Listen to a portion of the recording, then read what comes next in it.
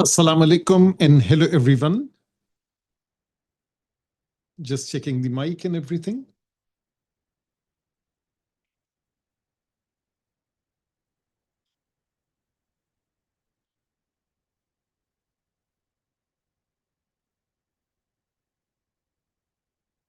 Okay, people. So let's get started with the S1 live stream. And welcome to my channel, Mathematics with Shahab Yaku. We had a live stream on P1 earlier. We had a live stream on S2 and M1. So this is all done and dusted. Yes, P1 has to be dealt with again. So that will be coming up a little bit later. But right now, our focus is on S1, and the S1 paper is on the 12th of May. And first of all, I wish all of you the best of luck. Secondly, the thing that is about the motivation, please remove any negative thoughts that are in your mind about the paper, the leak, and all these things. Keep it on the sidelines, keep it outside. And the motivation is, yes, you are getting another chance for P1, and that is the positive part. Just focus on the positive. So now in S1, I want to first get started with this idea that is about the examiner report. And let's say this is of May, June 2025. And more or less, the examiner reports are more or less the same. So don't worry about that. Which examiner report am I reading?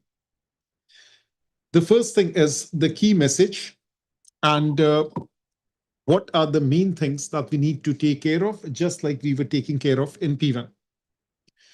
Candidates need to be aware, working method must be shown clearly to support their answers. That is the first thing. Values calculated must be verified by including the mathematical operation and processes that produce them. So make sure that you calculate the values thoroughly and you double check them.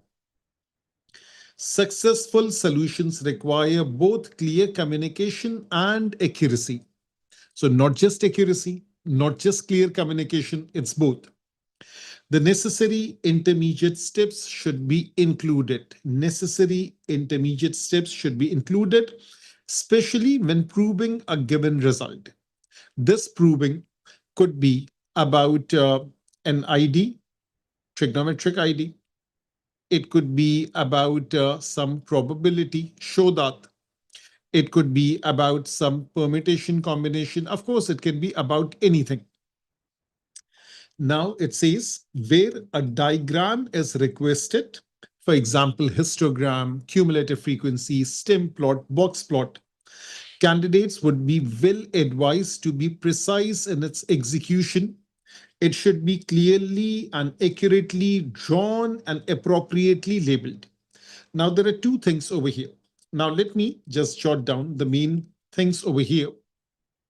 And let me first of all open up a PDF, a new PDF. So now that is about this thing, the notebook. And let's create a notebook right in front of you. And this is S1 360 syllabus overview. So that is what we are making right now. And the first thing that I'm jotting down over here, that is about the things from the examiner report. Now I'll be speaking just like this, very comfortably. So these are the lessons from the examiner report that I can draw. The first thing is clear, logical, necessary steps that should be shown. Second thing is that if we are talking about a diagram, so not only should it be drawn precisely, as well as it should be labeled accurately. So precise and labeled, both things are necessary. Let's go back over here. Let's start reading it again. So now it says, candidates should state only non-exact answers correct to three significant figures. Exact answers should be stated exactly. So now that brings us to the third point. That is, first priority, if possible, is exact answers. And exact answers means fractions over here. Of course, there won't be any element of pi in it. So it's fractions, thirds, maybe, but very high probability. That is, it's just fractions. And if needed, work in four significant figures at least. And I'll show you the working also.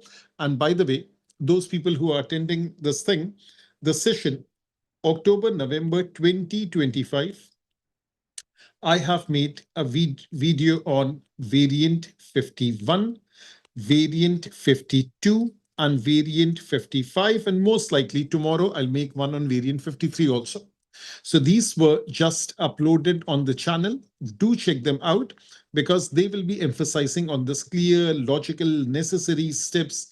Diagrams are there precisely and labeled, and things about exact answers, and especially these things. Work in four significant figures at least so that the final answer is 3SF.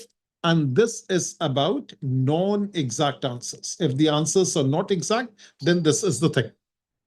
So now that is the focus that we are doing right now. So now this thing is also done. Now, someone can say, so why don't you cut the long story short and go directly to the questions? The thing is, no matter how much have you tried and how many papers have you solved, if you are going to make a mistake, God forbid, in the paper, what's the use of that extra practice? So yes, let me emphasize on this thing. This is, I'm just making up that because people sometimes they ask this question or they have this thing in their mind. To justify a final answer correct to 3SF, working values should be at least 4SF, already told you so. And there is no requirement for fractions to be converted to decimals. And as the famous saying goes, and that is my saying, fractions are beautiful, fractions are exact, fractions are supreme. So fractions is first priority. And then we talk about this when considering scenarios in combinatorial questions. That is the modern terminology for NCR and NPR combined, or outcomes in probability question, whether it's probability, whether it's DRV, things like that. It is important to ensure that all required values, including zero, are considered. That means if we are talking about a DRV kind of a thing, and there is 0, 1, 2, 3, 4, and some probabilities are given. If we are talking about binomial, x follows a binomial distribution n comma p. So probability x is equals to 0 also has to be considered. So that is what the main thing is. Now, as far as the spacing is concerned, yes, sometimes I do feel restricted because of that. So there is nothing that you can do. There are extra pages, just label them properly. So now they are saying, what they are saying is this: most candidates use the answer space effectively. When extra space is required, the additional page should be used in the first instant and the question number should be made clear. So there is no what you call over expenditure or something like that. You just have to get the extra question paper. When there is more than one attempt at a question, care should be taken to identify the intended solution. That means if you have done something wrong, you wrote something and you wrote something else, and this one is wrong, so make sure to properly cancel it out and write omit over there. Now it further says, the use of supporting diagrams, sketches, and tables were often a feature of correct solutions.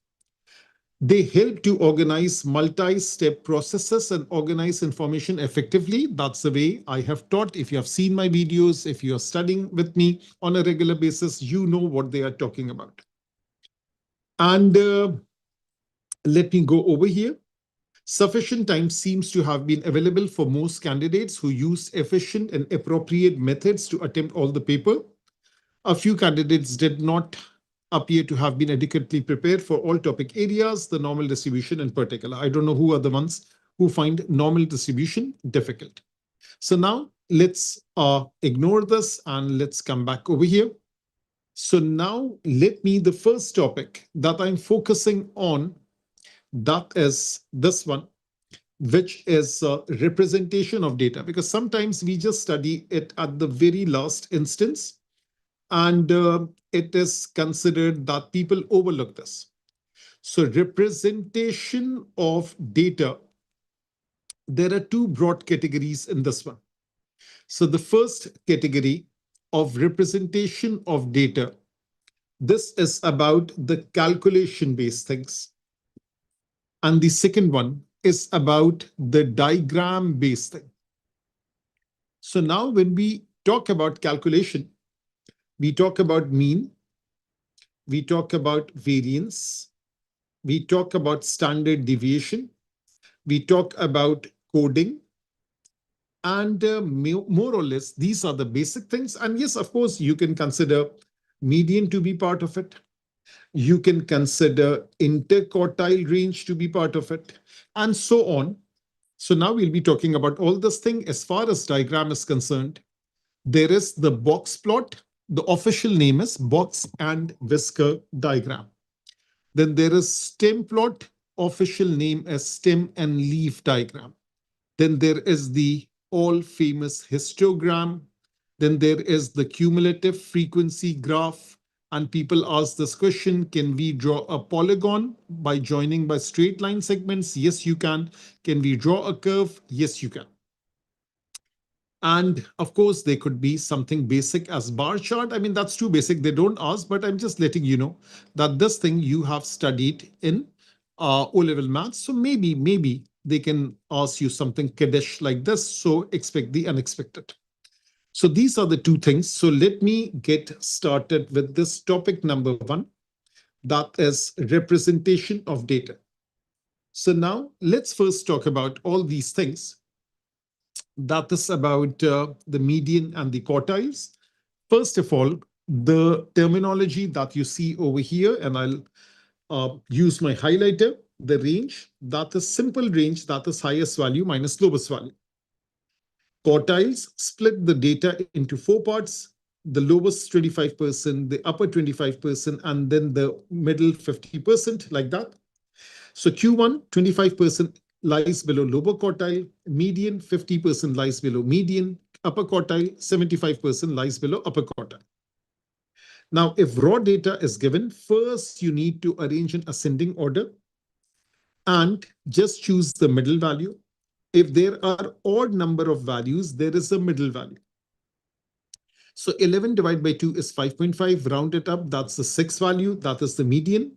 Now divide the data into two equal halves.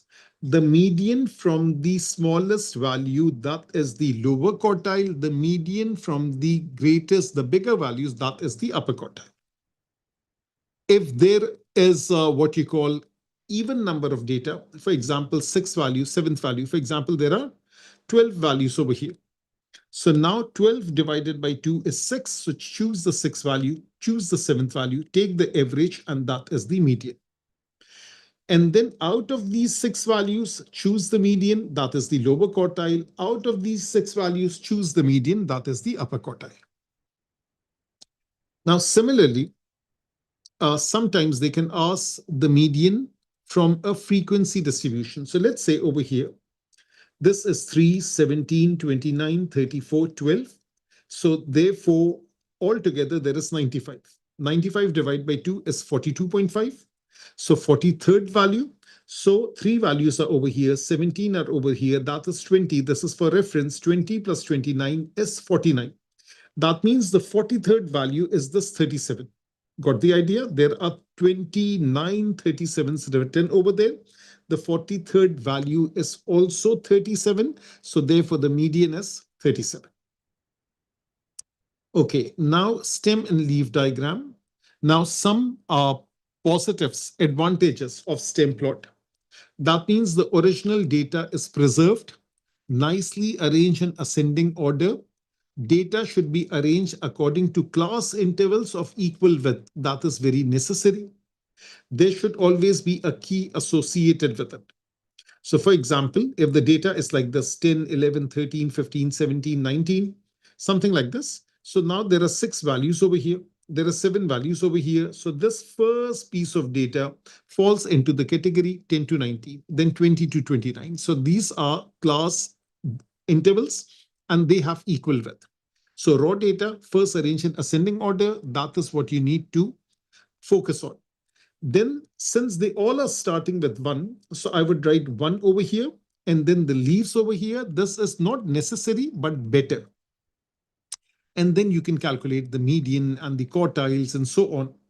Now there are 25 students in this class. 25 divided by 2 is 12.5. The 13th value is the median. So this is 6, this is 7, that is 13, 14, that is the 13th value. So 13th value is the median, that is 29.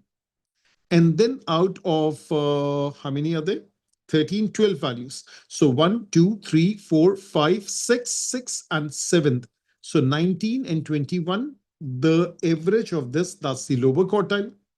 And then 1, 2, 3, 4, 5, 6th, and 7th. The average of 42 and 43, that is the upper quartile. And of course, the key is given over there. The key has to be simple. 1/0 means 10. 1/3 means 13. Now, over here, back-to-back stem plot. Now, stem plot is a 5-point summary. Let me just focus on this past paper question. So now over here, the following back-to-back stem and leaf diagram shows the cholesterol count for a group of 45 people who exercise daily and for another group of 63 who do not. Now, usually examiner gives equal number on both sides, but it's not necessary. So it can be unequal also. So people who exercise, that is 45, that is on the left-hand side. And people who do not exercise, that is 63, that's on the right-hand side. And they give us one single key. That key is like this. So now over here, 2/8 means 8.2. 8/1 means 8.1. And then they usually make you evaluate the things from the left because people can make a mistake. So you always start from the stem and then go this way. You always start from the stem and then you go this way. You are given the lower quartile, median, and upper quartile for the group who exercise. So now they have, this is from way back. So they have given us this. This one was calculated on a single diagram. Draw 2 box plots to illustrate the data. June 2005. So now it is also known as a 5-point summary. Why it's a 5-point summary? Because there are 5 pointers over there. The lower quartile, median, upper quartile, the lowest value, the highest value. These three, they form a box. There is a vertical line for median. From lowest value to lower quartile, there is one line. From upper quartile to highest value, there is another line. For example, if this is 1.5 box at the top, it's 1.5 box at the bottom. The thickness doesn't make a difference. The line should be like midway between the two. And yes, there should be a scale given. That is a must. So now sometimes they have asked earlier on, it has been a long time that they have asked something about outliers. So what is an outlier? An outlier is an extreme value that lies outside the overall pattern of the data. The following rule is often used. So now they will write this thing in the question paper itself. It's greater than the upper quartile plus 1.5 times the interquartile range. So take the IQR, multiply it with 1.5, add to the upper quartile. That is one outlier. That is the extreme outlier. And similarly, 1.5 times the IQR, subtract it from the lower quartile. That is the other outlier. So it's written like this. Now let's look at a question. And yes, there is a very famous book by the name of Outliers by Malcolm Gladwell. Do read it when you have a chance. So now in this particular question, it says, I'm just focusing on the last part. An outlier is defined as any data value which is more than 1.5 times the interquartile range above the upper quartile.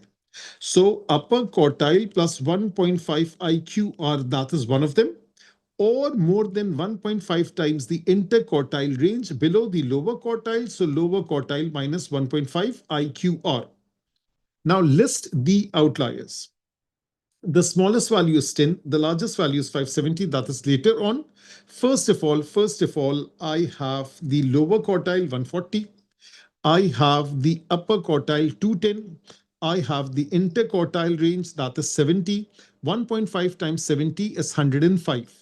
So now 140 plus 140 is the lower quartile. 140 minus 105, that is 35. And the biggest outlier, that is upper quartile 210 plus this 105, that is 315. Now they are saying, are there any outliers? Yes, there is. Because the outliers, let me add a page over here.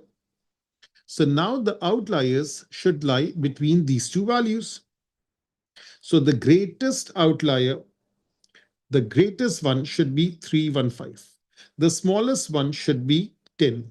These are the outliers. Actually, 35, my bad. So this is 35. This is outlier 1, or this is outlier 2, any which way you want to label it. This is OL2, this is OL1. Now what they are asking, list the outliers. So this value 10 over here, that's below 35. This value 450 and 570, that is above 315. So therefore, how many outliers do you see? 450, 570. So there is 450 over here. There is 570 over here. There is 10 over here. So how many outliers do you see? This is 1, this is 2, this is 3. These are the maximum limits of outlier. This can be called as the maximum limit. This one on the other side, that is called the minimum limits. So now that is one thing that is done.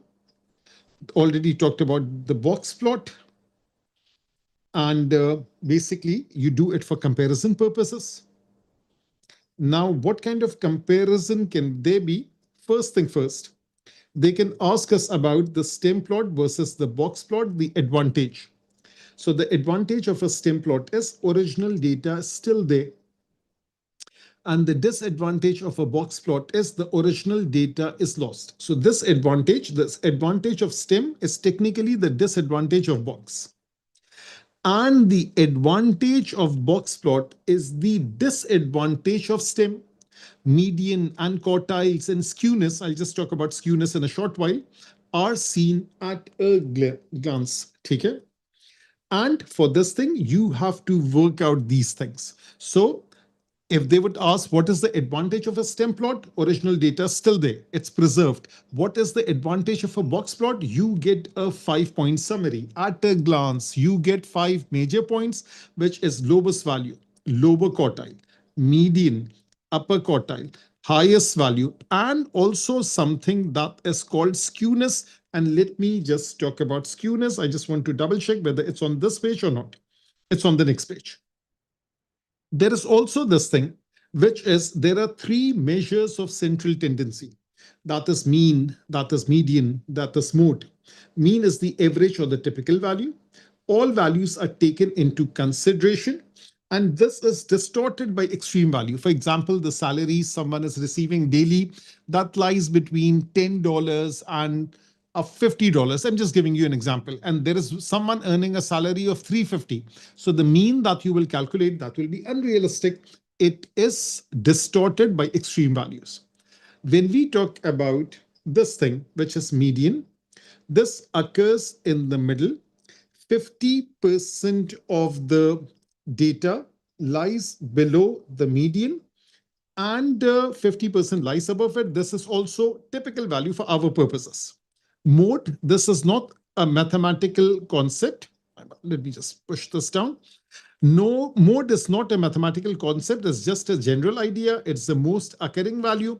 If we are talking about a class interval, we call it the modal class. Highest frequency, if this is mode, and highest probability, that is also modal class.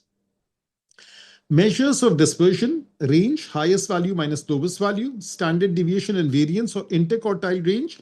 All values are considered dependent on the mean, that is standard deviation and variance, distorted by extreme value because of the mean gets distorted. So does standard deviation and variance. It's a measure of variability. The same thing goes for IQR. Now, this is very important. That's where people lose marks just for nothing. And that is this thing. That is, if they are talking about this thing, that if I'm comparing mean and variance of two things, let's say this is standard deviation, just focus on this. So in P1, the mean mark is 73%. In S1, the mean mark is 68%. The SD of P1 is 10%. The SD of S1 is 15%. Now it's asking, mean is the average value. Standard deviation is a measure of dispersion. What is the first comment based upon this? So do not state the obvious. That is that if they are saying that if you say that this is greater, this is smaller, so the examiner will tell you that yes, my eyes are also working. So please do not consider me someone as not very intelligent, because that is right away that you can see. Basically, you have to write in the context of average value. So on average, the students performed better in P1 as compared to S1. You don't have to give a reason. When you write the word on average, that means you are basing your answer on the mean. And maybe instead of mean, instead of standard deviation, instead of variance, it's a comparison of median and interquartile range. It will be the same reason. Mean behaves the same way as median. Standard deviation variance behaves the same way as interquartile range. Now, what about over here? So now the student's performance in S1 is more varied. So look at this word, varied, dispersed, spread out, all these things over here. So now this is more varied. The dispersion of marks in S1 was more varied compared to the performance in P1. So always write your comments in the context of the question. That is very, very necessary. So now this thing is done. Let's talk about this thing. Let me go to the top. Okay. So now the same thing, the average value, this is better. Why don't you go ahead and first take a screenshot? So take a screenshot for the reasonings, and that would be a good idea so that you can refer to it later also. And measure of central tendency, we talked about it. This is written more clearly. And over here, we have this thing, the formulas over here. And then let's talk about this thing. Yes, this is the one that I was talking about. That is, let's say, if this is lower quartile, median, and upper quartile, so this is equally distributed. This is symmetric distribution, just like normal distribution. Or if I want to give the example of quadratics, so it is symmetrical about the turning point. If this region is more, if the majority lies over here, there could be, that means the difference between median and upper quartile is more. If the majority lies over here, the difference between lower quartile and median is more. So there are three possibilities of box plot. Now, this is about skewness. If this distance and this distance is the same, and the left-hand whisker, this is the whisker of this box and whisker plot. If these are of equal length, we say it is symmetric distribution, just like normal. If this thing is greater, it's more on this side. So it's greater on the right-hand side. Right-hand side is like positively skewed. Is if this difference is greater than this is positively skewed. Similarly, if the left hand side is bigger, this is negatively skewed. They ask this for only 1 mark. That's all you have to write. Positive, negative, and this thing. Now over here, let's look at this. Uh, the difference between median and lower quartile for girls is 1.5. The difference between these two is 2. So this side is greater. The difference between upper quartile and median is greater, so it's positively skewed. 6 and 8.5, the difference is 2.5. 8.5 and 11, the difference is 2.5. So we say it is symmetrically distributed. So that is the main thing over here. That is what I wanted to teach over here. This thing we already talked about, the advantage and disadvantage. Yes, they have asked in the past. They can ask it in the future. That thing is there. Let me remove it. Now, let me talk about frequency distribution, something basic, just a quick glance. Raw data, this is ungrouped raw data to frequency distribution. So frequency distribution could be of two types. It could be an ungrouped frequency distribution, single value of X, single value of frequency, that is ungrouped. And when we make groups, we call them class intervals. If it's ending at 19, starting at 20, ending at 29, starting at 30, so this is grouped frequency distribution. It could be like this, 9.5 to 19.5, that is still grouped. So now what I did is that I also told you how to convert it into boundaries. If the difference is 1 unit, you would add and subtract 1. Class boundaries will give me class width that will be used for histogram. Class boundaries, the upper class boundary will be used for cumulative frequency distribution. Class boundary will give us the mid value that will be used for mean and standard deviation. By the way, class interval can give you the same mid value also. Now that's the main thing. Okay.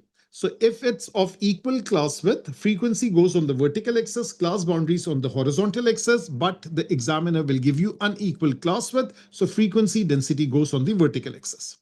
The horizontal axis can be compressed, squiggly wiggly, or jagged line. The vertical axis can never be compressed, whether in histogram or cumulative frequency. Frequency density is class frequency over class width. And the area of the bar represents frequency. Because if I make this the subject, that's class width into frequency density, that is the height. This is the base. So height into base is the area, that's the class frequency. Okay, what else is there? Just a basic diagram. I'm just looking for something special. Yes, this is a frequency polygon. They don't ask this, just letting you know that if you join the mid value of each of them and you close it with the x-axis, that's a frequency polygon. Something, this upper bound, lower bound, if it's asking to the nearest integer, add and subtract 0.5, nearest 1 decimal place, add and subtract 0.05, and so on. Now over here, yes, this one. The lengths of car traveling on a car ferry are noted. The results are summarized in the following table. Sometimes they give you something unknown. So this 3.20, 3.40, the class width is 0.20. The frequency is 8. Frequency density is A. So A is frequency divided by class width. Hence, you find the value of A. Something very, very basic. What else is there? Let me remove this. Cumulative frequency. So now cumulative frequency, we know how to convert from frequency distribution to cumulative frequency. 5 to 10, there are 3 people. 10 to 15, there are 5. So lesser than 10 is 3. Lesser than 15 is 5 plus 3, which is 8.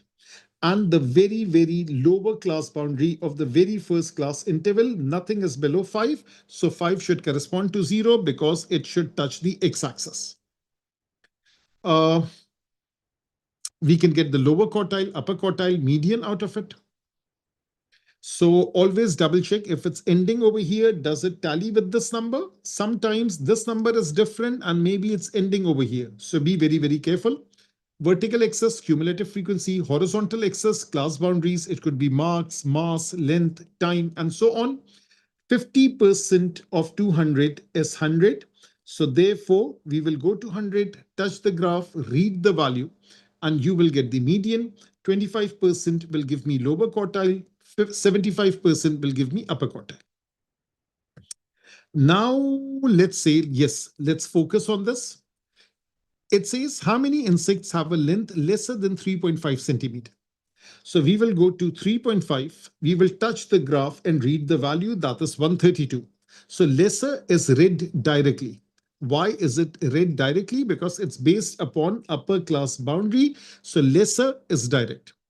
How many insects have a length greater than 1.9?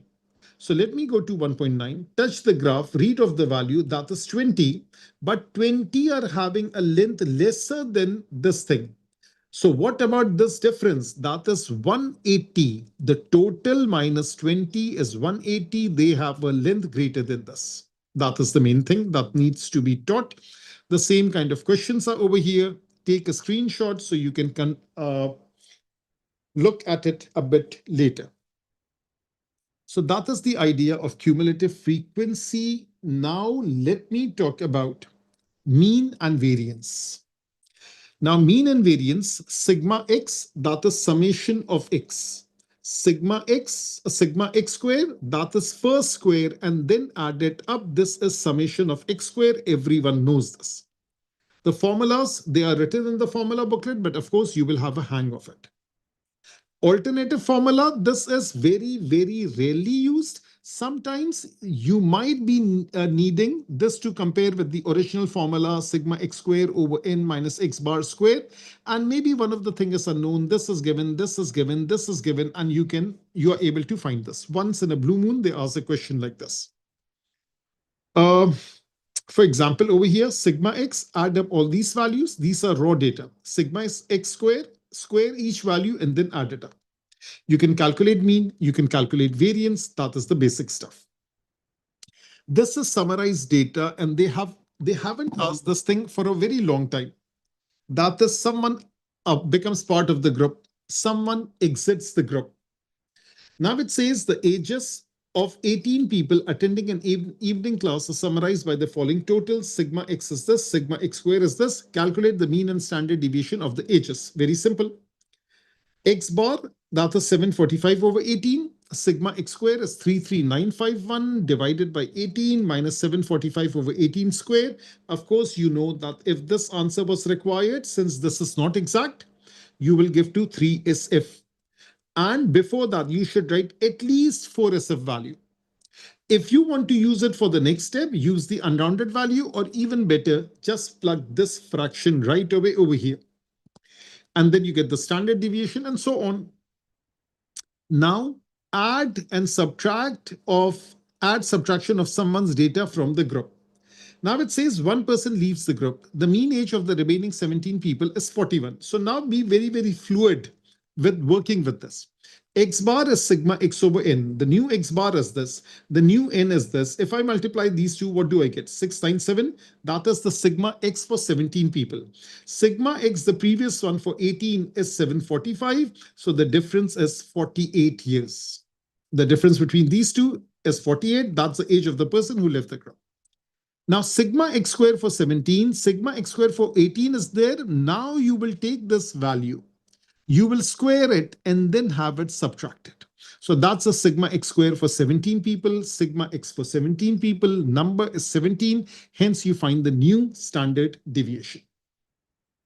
That is the first thing. Let me just focus on something like this. I think this is the garage. This is again one extra person.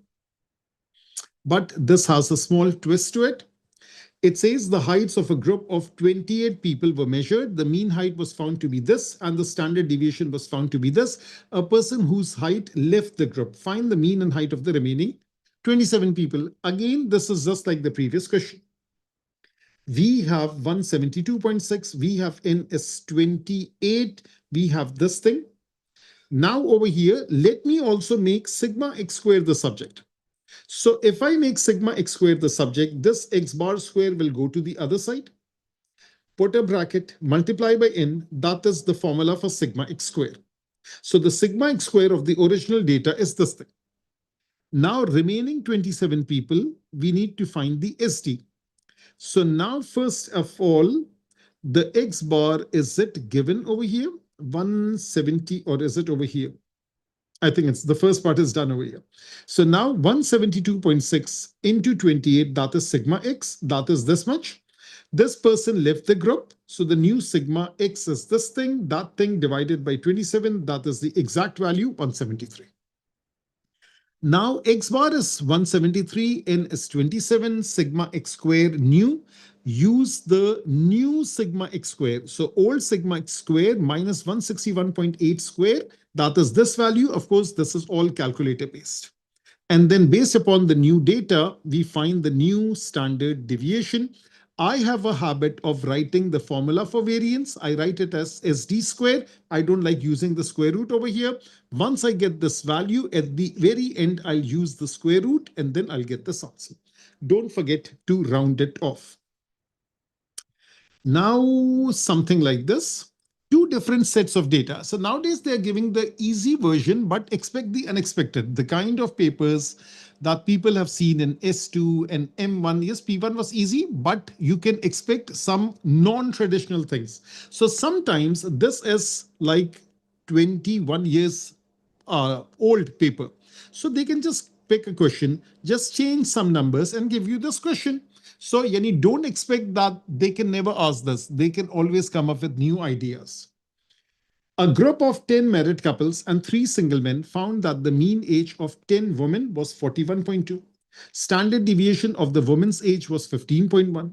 For the 13 men, this is 46.3 and 12.7. Find the mean age of the whole group of 23 people. Now, how are they 23? There are 10 men, 10 women, and then there are 3 single men. So 13 men and 10 women. 13 men and 10 women. That's the mean, that's the standard deviation, that's the mean, that's the standard deviation. Now, first thing, find the mean age of the whole group. So now, first of all, let me multiply this 46.3 into 13. Let me multiply 41.2 into 10. Multiply, add it up. That is sigma x for the whole group. Divide by 23. That comes out to be 44.08, which we will use in the next part. Over here, 44.1.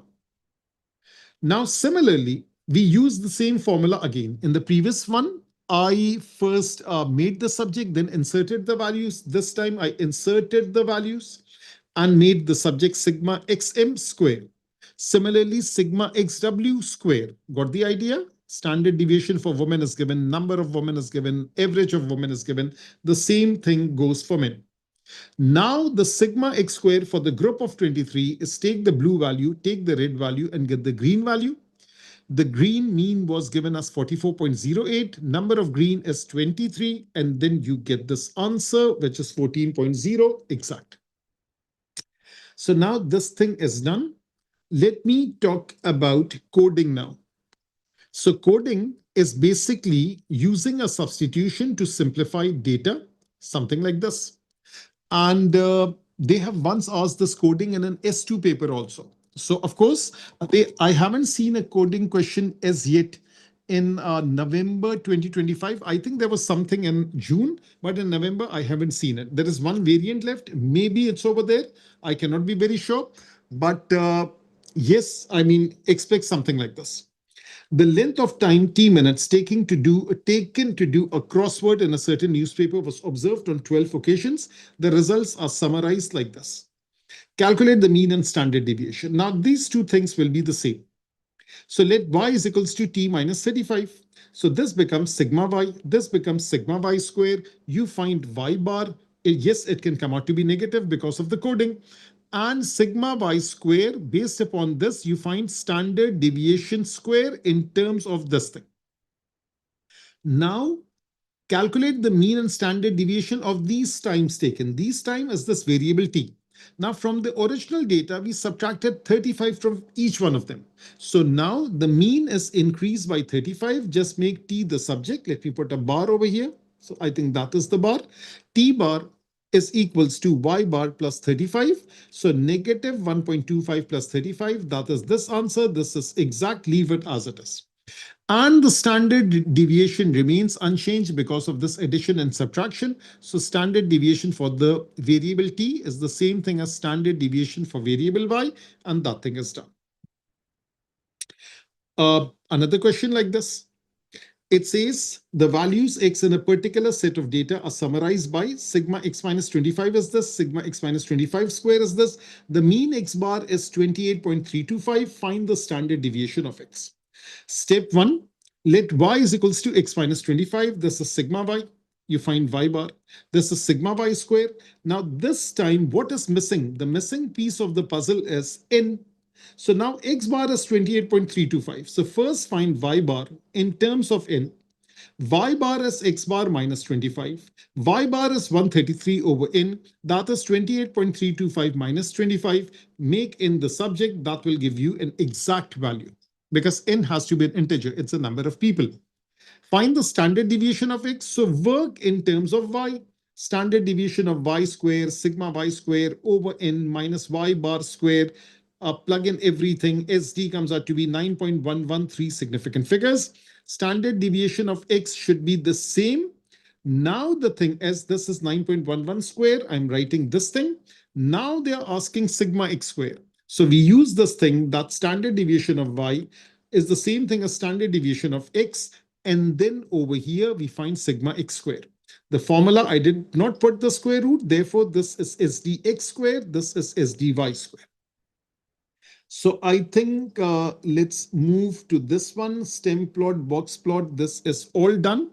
So now that is the first part that I've done. Let me now move to this thing, which is, let me diagram is done. DRV means standard deviation probability. Let me just open a probability first. And let me open up DRV. That's the next one. Then it makes sense for geometric. Then it makes sense for normal. And let me talk about perms and comps. Okay. So now let me get started with perms and comps first. Let me go over this thing. And then once I'm done with this, then I'll take the first break. Okay. So let's say another half an hour or something, and then I'll take the first break. I mean, that is what I'm thinking. Let's see how it goes. Now, first of all, we all know that selection, C for selection, C for combination, C for selection, P for permutation, P for arrangement. Combination, order makes no difference. Permutation, order makes a difference. Now over here, factorial, that is how we open it up. N factorial, that is n, n minus 1, n minus 2, n minus 3. The line stops at 1. 2 factorial, 3 factorial, and so on. Factorial is related with arrangement. Keep that in mind. It has nothing to do with combination. 2p2 is the same thing as 2 factorial. 3p3 is the same thing as 3 factorial. N factorial is npn. This is very, very important. So n factorial is npn. Very important. The first thing. N is number of available objects. It could be about books. It could be about cola, letters, digit. P stands for permutation. R, that needs to be arranged. That is how 3p2 is evaluated. That is how 5p3 is evaluated. So yes, I can also use this. NCR, that is number of available objects. R is object that needs to be selected. C stands for combination. Now, these are few very important things that will come a lot of time. So that is NC0 is 1, NCN is 1, NC1 is n, and this we have used in pure maths also. NC2, n minus 1 over 2 into 1, NC3, n minus 1, n minus 2 over 3 into 2 into 1, and so on. Very important. Very important. They haven't asked this thing since a long time. So this is examiner's favorite. It's not necessary that something which is favorite, they can ask all the time. So that is NPR, that is equals to NCR into R factorial. Permute, first select, then arrange. That's the same thing as permutation. 5C2 is 10. 2 factorial is 2. 10 into 2 is 20. That is the value of 5P2. 6C2 is 15. 2 factorial is 2. 15 into 2 is 30. 6P3 is 30. Some again common values that comes in very handy. This we have just seen. NP0 is 1. NPN is n factorial. NP0 is 1. NC0 is 1. NC1 is n, NP1 is also n, but NCN is 1. If you're selecting everything, what's the point? That's only one way. But if you are selecting everything and arranging it, that is n factorial. So this is where the difference lies. Okay. So now NPN is n factorial, but NCN is 1. These two are exactly the same. NC0 is 1, NP0 is 1, NP1 is n, NC1 is n, and this thing is very necessary. NCR is NCN minus R. This is only for our combination. This we just talked about it over here. That's over here. If I select 2 out of 6, that's the same thing as 4 out of 6. If I select 2 out of 6, automatically these 4 are left out or selected for another group. Similarly, if there are 5 people, if I select 2 of them, that's the same thing as selecting these 3, 5C2, 5C3, NCR, NCN minus R. Now, if we talk about combination, order makes no difference, dividing into group. NC4 is 126, NC5 is 126, 5C2 is 10, 5C3 is 10. So if 9 people are divided into group of 5 and 4, I can either write 9C5 or I can write 9C4. 5 people divided into groups of 2 and 3, I can write 5C2, I can write 5C3. So now if they're asking, hence divide 9 people into group of 2, 3, and 4, just look at the working. 9 divided into 4 and 5, 5 further divided into 2 and 3, there are only 2 things that you're doing. You are doing one thing, splitting into 4 and 5, that's one thing. So I'm writing 9C5, that's 126. 5 split into 2 and 3, that's 5C2. There are 10 ways of doing it. There is and in the middle. This is done and this is done. And means multiplication. Something like this. This is the very, very basic question that I'm focusing on. Team of 4 is to be selected. So team, delegation, committee, formation, equal status of members. So therefore, this is like combination. Always make a table like this and then select whichever one is being asked by the examiner. So let's say if they're asking about a team of 4, so this is 0, 1, 2, 3, 4, 4, 3, 2, 1, 0. The total has to be 4. This is a team of equal number of men and women. This is an all-woman team. This is an all-men team. Got the idea? And if they are asking a team of at least 1 woman, so 1 woman, 2 women, 3 women, 4 women, or the shortcut, without any restriction minus a team of 0 women will give you at least 1 woman. Without any restriction is 9C4. That means all these subcategories should add up to 126. That's a litmus test for double checking. Now, NPR, history. I mean, that's the word that I always start with. So without any restrictions, 7 alphabets, 7 factorial, 7P7. The letters S and T are together. So that is the box concept. Treat box as a single unit. So S and T, that goes in the box. HIORY, 5 plus 1, 6. That is 6 factorial. What is happening inside the box? 2 factorial. It's non-identical at the moment. The letters S and T are not together. Now, some people, they ask this question a lot.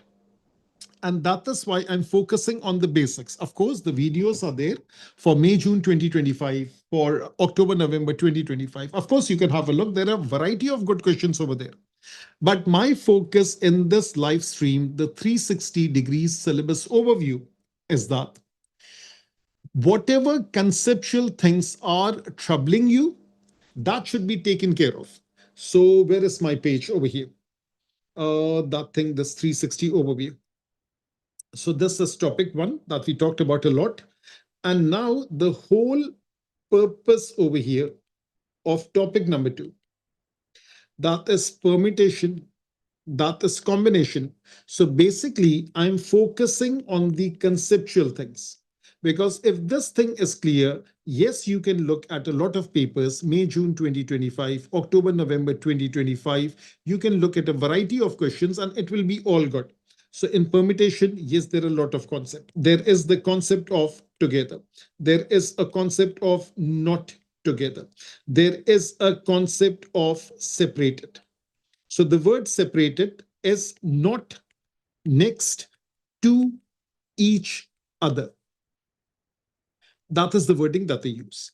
Not together for two objects, only for two objects. Not together is the same thing as separated. They are the same. But for anything more, they are not the same. Let's say if I have the objects A, B, and C. One scenario, all these three are together. One scenario, A is separate, B is separate, C is separate. Another scenario, AB together, C separate, AC together, B separate, BC together, A separate. So now this thing, this is separated. And this whole thing, this is not together. Whether they are separated or whether two are together, one is separate, this is not together. Got the idea? So only for two subjects, only for two objects, AB together, AB separated, that is not together. Only for two objects is the same. For everything else, this is different. So coming back to this. So now over here, the letters S and T are not together. This is together without any restriction. Minus together is not together. Do check out the October, November thing. There are some questions done this way in which there is some, I think the word was this thing, Seychelles. I think this is like a beautiful place somewhere in the Pacific or somewhere. I don't know. So now this word and the first letter is L, last letter is L, and then not together, something like that. Do check that out. The letters S and T are not next to each other. That is the examiner's word. It means separated. Sometimes they can use separated also. So let's use the space concept. So now S and T separated out. We have 5 gaps, actually 6 gaps because 5 letters are left. And then out of these 6 spaces, you plug in 2. That is for S and T. These 5 can arrange themselves in 5 factorial base. The letters S, T, and O are together. Again, a box concept. The letters S, T, and O are not together. Subtraction. The letters S, T, O are not next to each other. Separated. The space concept. Two objects not together and separated is the same. More than two objects not together is not the same thing as separate. So separated, space concept. Are not together, the mutually exclusive. Together, not together, that is the concept of mutually exclusive. You can say this is the subtraction concept, and so on. Now, something like boys and girls standing in a line. Again, this concept comes a lot without any restriction. That is 7p7. The 3 G's are together, put them in a box. The 3 G's are not together. Again, the subtraction concept. The 3 G's are not next to each other. That means separated. Now, this thing, something like a boy at the front of the line, a girl at the end. Any one of the 4 boys will stand at the front, 4p1. Any one of the 3 girls will stand at the end, and the rest can stand in the middle, 5 factorial. And this, and this, and this, you multiply, so you multiply. A girl at the front, girl at the end. There were 3 girls, any one of the 3. 2 are left, any one of the remaining 2 into 5 factorial. Boys and girls standing alternately. That means boys separated, girls separated. So 4, any one of the 4, any one of the 3, any one of the 2, any one of the 1. That is technically 4 factorial. For the girls, 3 factorial. What if the number of boys and girls are the same? So boy could be the front, the starting could be with the boy, ending could be with the girl, or starting could be with the girl, ending with the boys. So 3 factorial, or 3 factorial, 3 factorial. That's how you do it. The concept of identical objects. Alphabets are identical. Digits are identical. Anything else they will mention whether it's identical or different. So now identical, whatever thing is repeated, you divide by that many factorial. 2a's, 2 factorial over 2 factorial. 3b's, 3 factorial over 3 factorial. AAB, you can also write it out. And calculation wise, this is 3 factorial over 2 factorial, which is 3. A word like this, 9 factorial divided by 2 factorial for A's, 3 factorial for B's, 4 factorial for C's. A word like statistics, there are 3's, there are 3t's, there are 2i's, a A and a C. Without any restriction, very basic. The 3t's are together, put them in a box. Consider the box as 1 unit. 1, 2, 3, 4, 5, 6, 7 plus this box, that's 8 factorial. Divide by 3 factorial for the S, divide by 2 factorial for the I's. What is happening inside the box? Practically nothing. Even if they are moving in 3 factorial ways, since they all are identical, that will be divided by 3 factorial. So technically, this is 1. Now, one thing, let me write over here and let me go back over here. That is the 360 overview. That is that still we are writing, we are thinking in the context of permutation combination. That is first write, then simplify, then evaluate using a calculator wherever it is necessary. So now that is the first thing. First write. People just want to go to the calculator right away. Then simplify if the need arises. For example, 3 factorial over 3 factorial is 1. Then evaluate it using a calculator. So this is the rule that you have to follow. And let's say I'm just giving you a sneak preview of normal distribution. So now in normal distribution, first write all steps and then go to the Z table. Whether you are going to the Z table, be very, very particular whether you are using Z to find P or you are using P to find Z. So be very, very careful in this one. So that is why read the question again. Read, reread, underline. That is for everything, not just for normal distribution. And once completed, check if you have fulfilled, I hope the spelling is correct, fulfilled what the examiner has asked for. Okay, so that is the main thing that needs to be done. So now coming back to this 360, hold for a second, let me just do some adjustment. That is 360 overview, and that is the table. Okay. So now this thing is there, and we were talking about permutation combination. Now over here, the 3t's are not together. So this is the 3t's together. This is without any restriction. Answer of part A, answer of part B, subtract. The 3t's are not next to each other. That is the space concept. So S, S, S, I, A, C.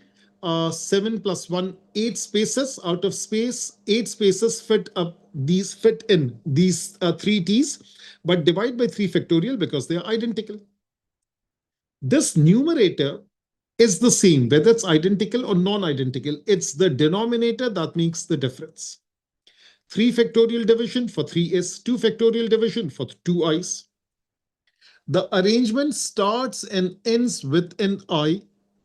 So now this is like a Xerox copy, a photocopy. Paste it on the wall. So choose one paper, paste it, choose one paper, paste it. And now this is 8 factorial divided by 3 factorial, 3 factorial. That is for this. The arrangement begins and ends with the same alphabet. Start with I, end with I, start with T, end with T, start with S, end with S. This is 8 factorial over 3 factorial, 3 factorial for S and T. This is 8 factorial over 3 factorial, 2 factorial for the I's. This is 8 factorial over 3 factorial, 2 factorials for T and I. The others one are pasted or means added up. So or added up. The 3 T's are together and the 2 I's are together. So 3 T's, 1 box, 2 I's, 1 box. And again, I am referring over and over again. There is a question like this in these papers, whether it's variant 51, 52, 55.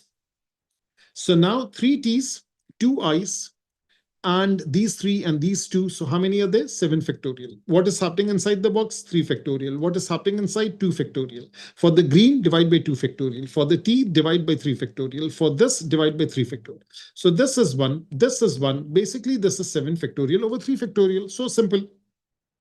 The 3 T's and the 2 I's are together. So 3 T's and 2 I's are together. 1, 2, 3, 4, 5. And this box, that is 6 factorial. Inside the box, 5 factorial. Outside the 3s, so the 3s, that is this S, that is division by 3 factorial. And on the inside, divide by 2 factorial, divide by 3 factorial for the 3 T's, divide by 2 factorial for the I's. So that is the basic idea. Now let's look at few questions. Yeah, something like this. Let me just first double check this one. Now, this is also good. Now, I'll focus on 2 questions from here. We have done everything that is required for the knowledge. First, have a good look at this question. There is permutation, there is combination, both in this one. It says Hannah chooses 5 singers from the 15 applicants to appear in a concert. She lists the 5 singers in order in which they will perform. How many different lists can Hannah make? Now, actually, I think it's starting from here. So now the red one is NPR, the blue one is NCR. So she lists the 5 singers in order. Since order is there, this is permutation. So 15P5, that's the answer, whatever that comes out to be. One of the 15 applicants, of the 15 applicants, 10 are female, 5 are male.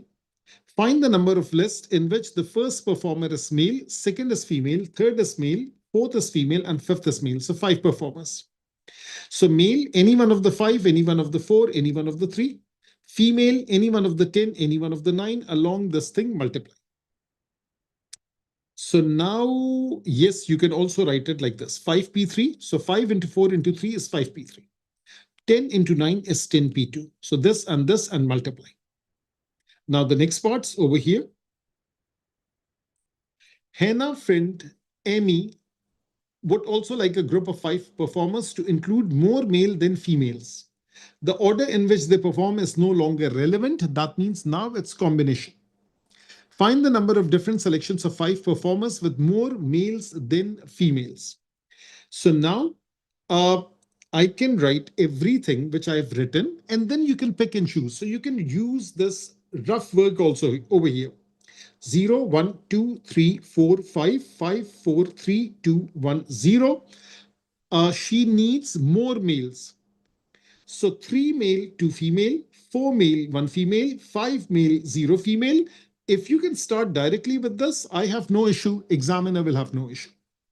So 5C3 into 10C2. Again, first write. Once written, then simplify. And then use a calculator at the very end.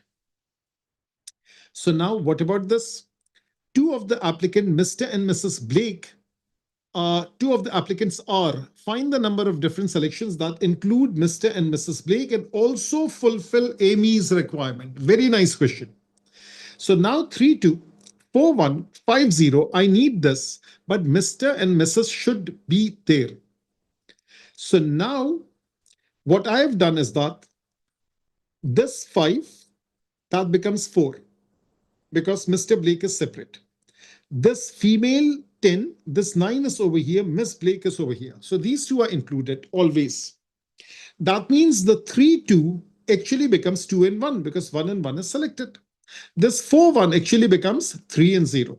This 5 0 actually becomes 4 and negative 1. Of course, this is not possible. I wrote it, but then I crossed it out because this is not possible. Evaluate this, and then you get this answer.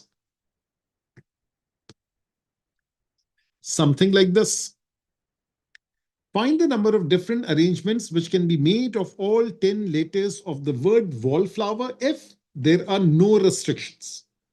So what do we have? We have 2W, we have 3Ls, that goes down altogether, it's 10, and that's the first answer. There are exactly 6 letters between the two Ws. This is examiner's favorite.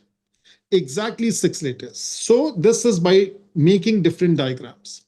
So line 1, the first position is W, 6 spaces, and then line 8. So technically, this is T1, T8, increase 1, T2 and T9, increase 1, T3 and T10. So that would finish the 3 lines. So now 3 lines for this, 8 factorial for these spaces.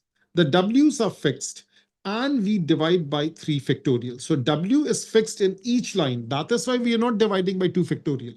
So this is L like this. Remember the word, the photocopy paper that I take and paste it on the wall. So that is pasted. So that is first and 8th, second and 9th, third and 10th. That is how the pasting is done. Now it says a team of 6 people is to be chosen from 5 swimmers, 7 athletes, 4 cyclists. There must be at least one from each activity and there must be more athlete than cyclist. Now that's a condition. Find the number of different ways in which the team can be chosen. Now, first of all, green is the swimmer, 7 is the purple is the athlete, and the orange is the cyclist. At least one from each, more athlete than cyclist. Now you have to go in a proper order. If I start with this one, and let's focus on this. So more athlete than cyclist. If this is 4-1, that's good. If this is 3-2, that's good. It cannot be 2-3 because more athlete than cyclist. Now increase this 1 to 2. Again, play around with these two. So this is 3-1. It cannot be 2-2. It cannot be 1-3. So this is the only option. Then increase this to 3. This is 2-1. So now first write it down. This is your brainstorming. Then write this down. Still, I haven't used the calculator, which I haven't, but you have to use the calculator and evaluate all of them and add it up. So that is like all these answers over here, and then you add it up. So something like, yes, something like this. Find the number of ways in which all 9 letters of the word evergreen can be arranged if there is no restriction. 4 E's, 2 R's, V, G, N, 9 factorial over 4 factorial, 2 factorial. That's the answer. These are exact answers, no rounding off.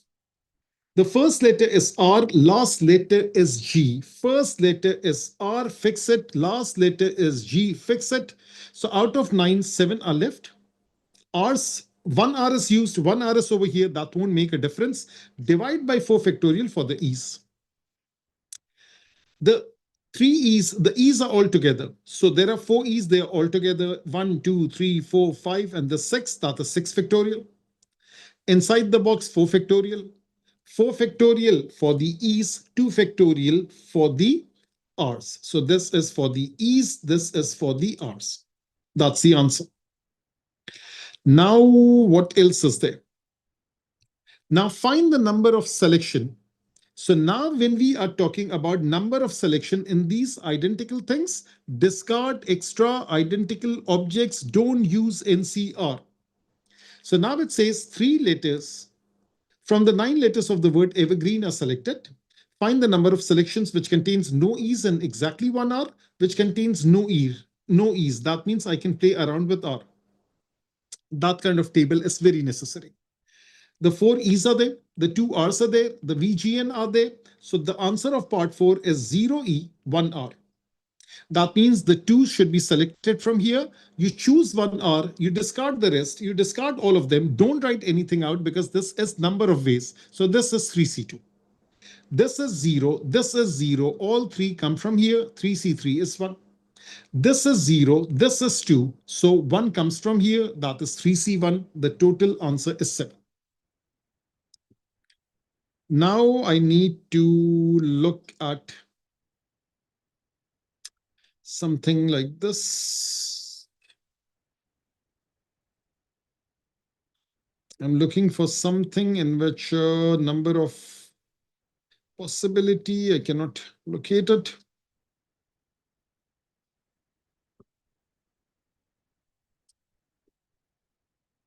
They are in that thing, in the new thing over here.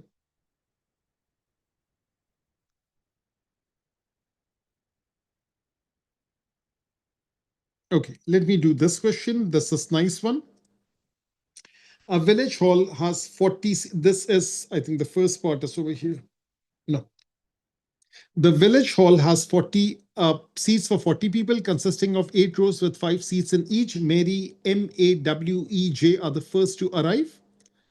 No seats are taken. How many possible arrangements are there of seating this with no restrictions? So 40p5, permutation because it's arrangement. How many possible arrangements are there of seating MAWEJ if M and A sit together in the front row and the other three sit together in one of the other rows? So now row 1 is reserved for M and A. So this is M and A. They sit together in the front row. So now how many options are there? First and second space, second and third, third and fourth, fourth and fifth. There are 4 lines. These two can arrange themselves in 2 factorial ways. That is 8 ways. Now for the other rows, the 7 rows, WEJ, that is for each row. Then dash WEJ, then dash dash WEJ. There are 3 lines.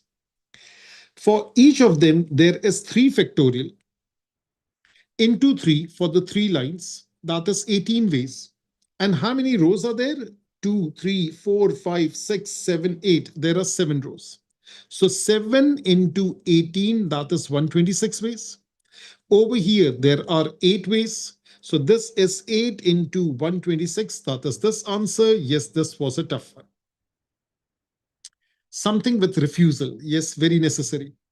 In how many ways can a team of 4 be chosen from 10 people if 2 of the people R and L refuse to be in a team together? So there are 2 ways of doing it. There are 8 others. Include R, drop out L, drop out, discard R, throw out R, include L, or throw both of them out. So this is 3 from here because 1 is already selected. 3 from here, 1 is already selected. Both are not selected, 4 from here. So this is 8C3 into 1C1 into 1C0, 8C3 into 1C0 into 1C1, 8C4 into 1C0 into 1C0, and this is 182. That's one way. Method 2.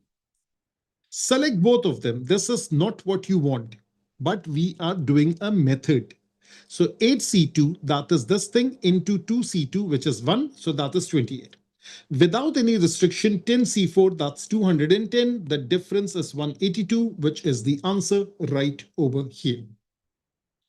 So now we have studied for 1 hour, 15 minutes approximately. And let me just write over here. Let's take the first break. So S1, we started at 7:45. We have studied till 9:02. Let's resume at 9:15 p.m. We will resume. Okay. So now wait like 10-12 minutes, get freshen up, and then inshallah we will resume. Take care, everyone.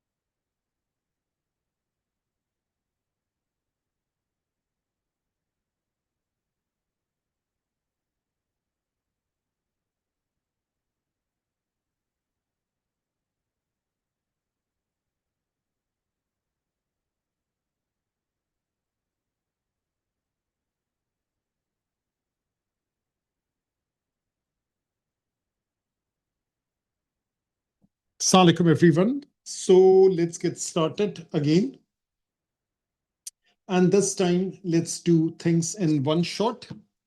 So now this thing is done and permutation combination is all good. Let's talk about basic probability. So now when we talk about basic probability, I'll just start with a little bit ahead. Something to do with set notation. So now when we talk about set notation, we know that this is intersection. Everything in these two, that is the union. And I'm just looking at this thing. So now that thing is there. X intersection, that is common. X union Y, take all without repetition. Number of elements in X union Y, number of elements in X, number of elements in Y, minus the intersection. That is how we have this formula. I think I've written it somewhere over here. That is probability of this thing. Probability of A intersection B, that is probability. I'm just looking, where have I written it? Okay. So now let me write over here probability of A or B, that is probability of A plus probability of B minus probability of A intersection B. That is something very, very important that we should know. So if there is something which is common and it has been counted once as part of A, once as part of B, and then we do the subtraction. Now, there are some rules that I focus on. That is, when fractions are not reduced, it's very easy to add up all the probabilities. DRV, sum of all probabilities, is one. Random, that means everything is taken into consideration, sum of probabilities is one. Now over here, maybe it's about a sample space diagram, which I think everyone knows, nothing special. Just follow the instruction. If the numbers on the topmost faces are the same, the score is one of those. If the numbers on the topmost faces are different, the score is bigger minus the smaller. So that is also known as positive difference. A tree diagram basic concept is there. This thing you have already seen in permutation. Two cards of the same color, there is one way of arranging it. Two cards, different colors, it can be arranged in two ways. Three cards, same color, one way. Three cards, all three different colors, can be arranged in six ways. Three cards, of which two are of the same color, can be arranged in three ways. So again, it's part of this thing. Number of possible outcomes, that number of colors raised to the power of number of times. If two colors are used, we are doing it two times, so 2 into 2 is 4. If there are two colors, red and blue, and we are focusing on it three times, the process is repeated thrice, there will be 8 possible outcomes. So now over here, look at this thing. That is this question. A card is picked at random. It's color noted. The card is not replaced. A second card is then picked up. Process of picking is repeated twice. There are 4 red cards and 3 blue cards. So now, also in any branching of the tree diagram, the sum of probabilities will also be 1. So this will be 1, this will be 1, and we won't be reducing any fractions as such, unless the examiner asks for it. Now, if the process is the same thing repeated 3 times, there are 8 possible outcomes. So 3 red cards, focus on the denominator, because this is asked a lot. Some of the questions can be done using combination, some using a probability, some using both. So any one of 7, any one of 6, any one of 5. The denominator reduces, all 3 red, that's 4 in 3 and 2. What if there are 3 blue cards? Again, the denominator is 7 into 6 into 5. So once multiply, write it down. The numerator is 3 blue cards, then 2, then 1. 2 red, 1 blue. So 2 red, 1 blue. This can be arranged in 3 ways, because RRB, RBR, BRR, that is 3 factorial over 2 factorial, which is 3. Similarly, 2b and 1r can also be arranged in 3 ways, any one of the 3, any one of the 2, and 1 for the red.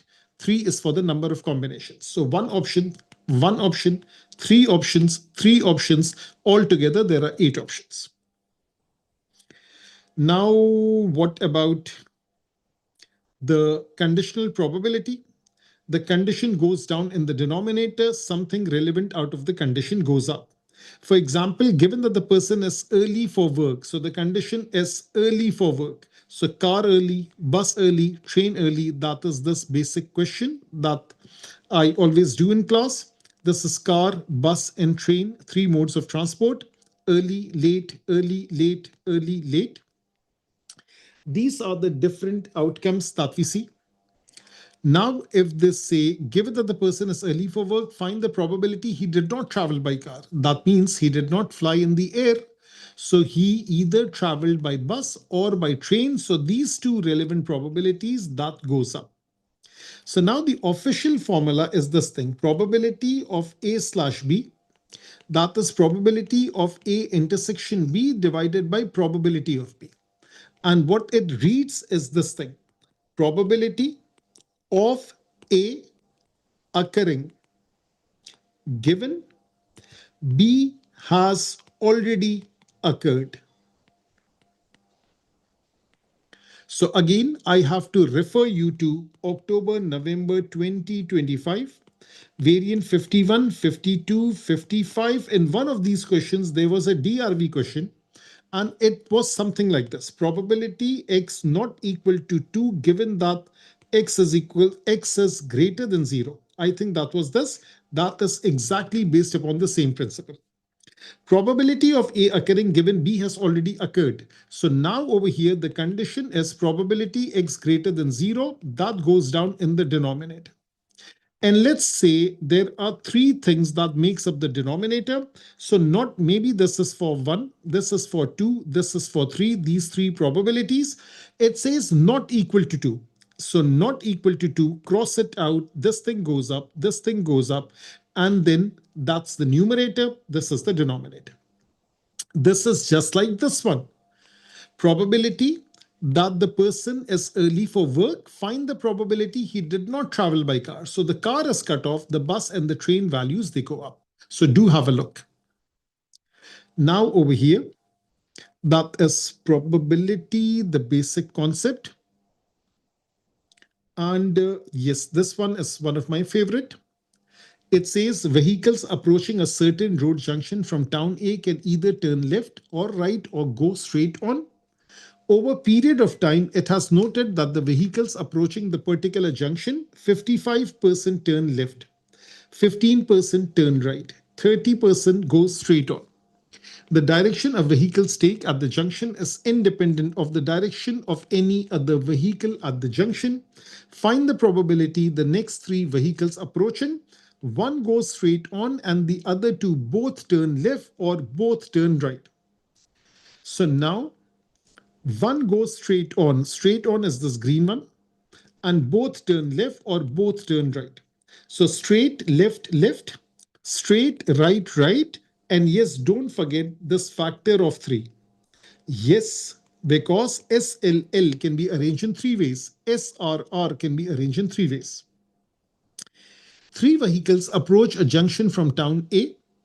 Given that all 3 drivers choose the same direction, find the probability they go straight on. So now the denominator is all 3 left, all 3 right, all 3 straight on. That's the denominator, which is the relevant part. This one, that thing goes up. So that is the important thing over here. Now something like, let me focus on this thing. Yes, the set notation that I was looking for earlier on, that's over here. So A intersection B, that is the overlapping region. Both A and B, that is the wording that they use.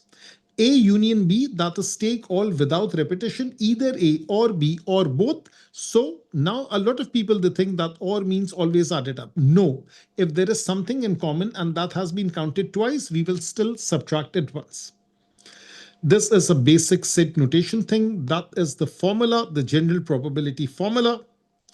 And what else is there? Mutually exclusive. Two events which cannot occur at the same time, that's mutually exclusive. They have once even asked for the definition in the very, very early years. There is only one condition: intersection is 0. That means the whole formula will reduce down to simple addition. roll a die, toss a coin, uh, give the A level maths exam paper, whether rain or it won't rain, match, win, loss, draw, all these are mutually exclusive. Independent events, toss a coin, roll a dice, find the individual probabilities if they fulfill this condition. Probability of A and B, and means intersection. If the intersection is a product of the individual probabilities, it's a statistically independent event. Mutually exclusive, look at this thing.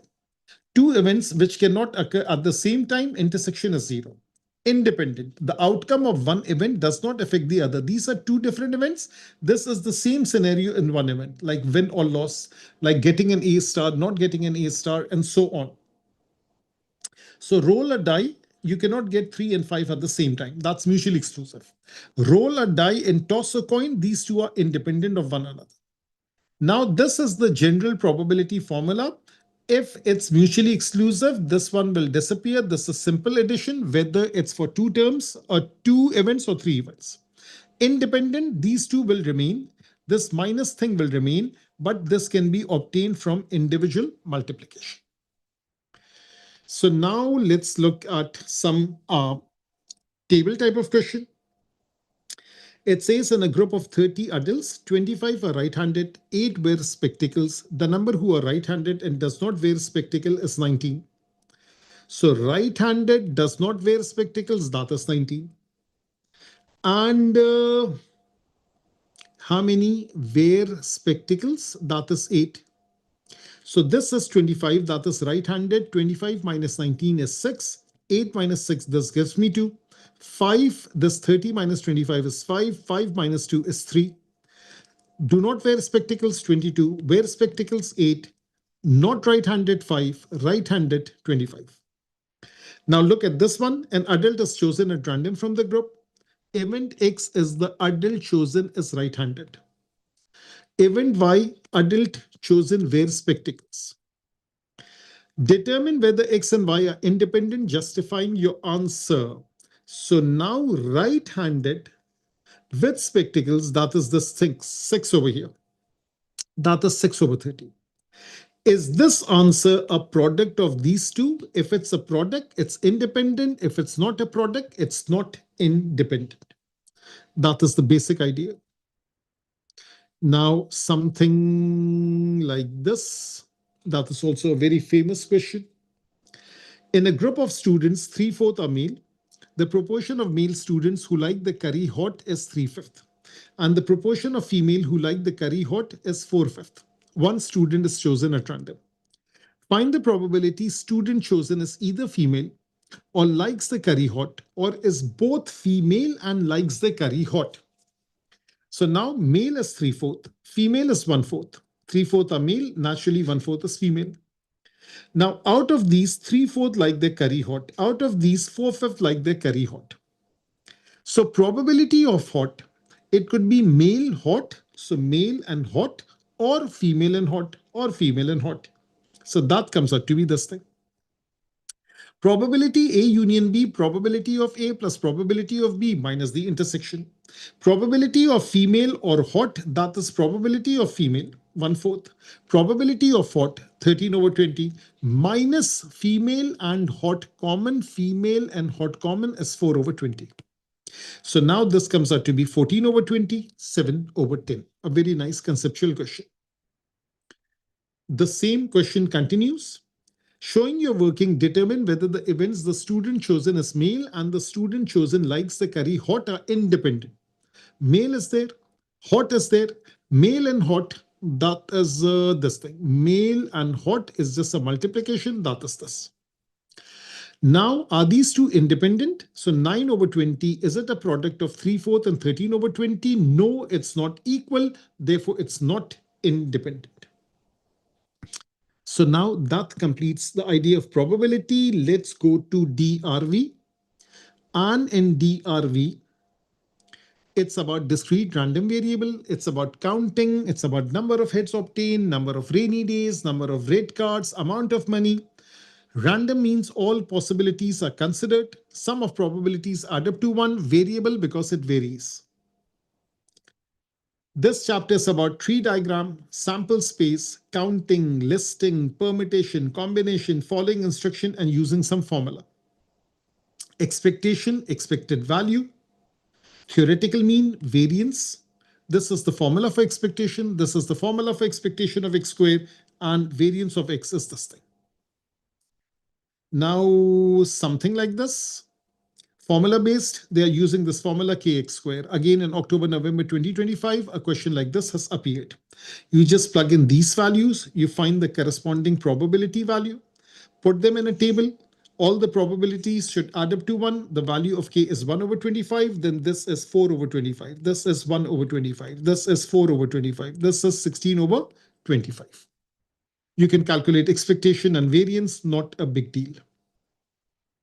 Simultaneous type, all the probabilities should add up to 1. That's one equation. One equation for expectation. 1 into 0.15, 2 into p, 3 into 0.4, 6 into q is 3.05. Solve it simultaneously. Something to do with following instruction.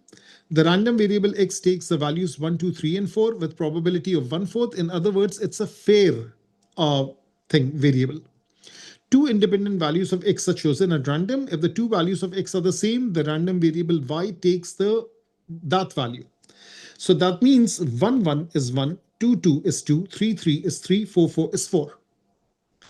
Otherwise, the value of y is larger value of x minus the smaller value. So 1 and 2, the difference is 1. 2 and 1, the difference is 1. That's how you fill up the table. 4 into 4 is 16 possibilities. Draw up the probability distribution table. You have to fill it up also. So this is 7 over 16, 5 over 16, 3 over 16, 1 over 16. Even if it's possible to reduce, do not reduce it.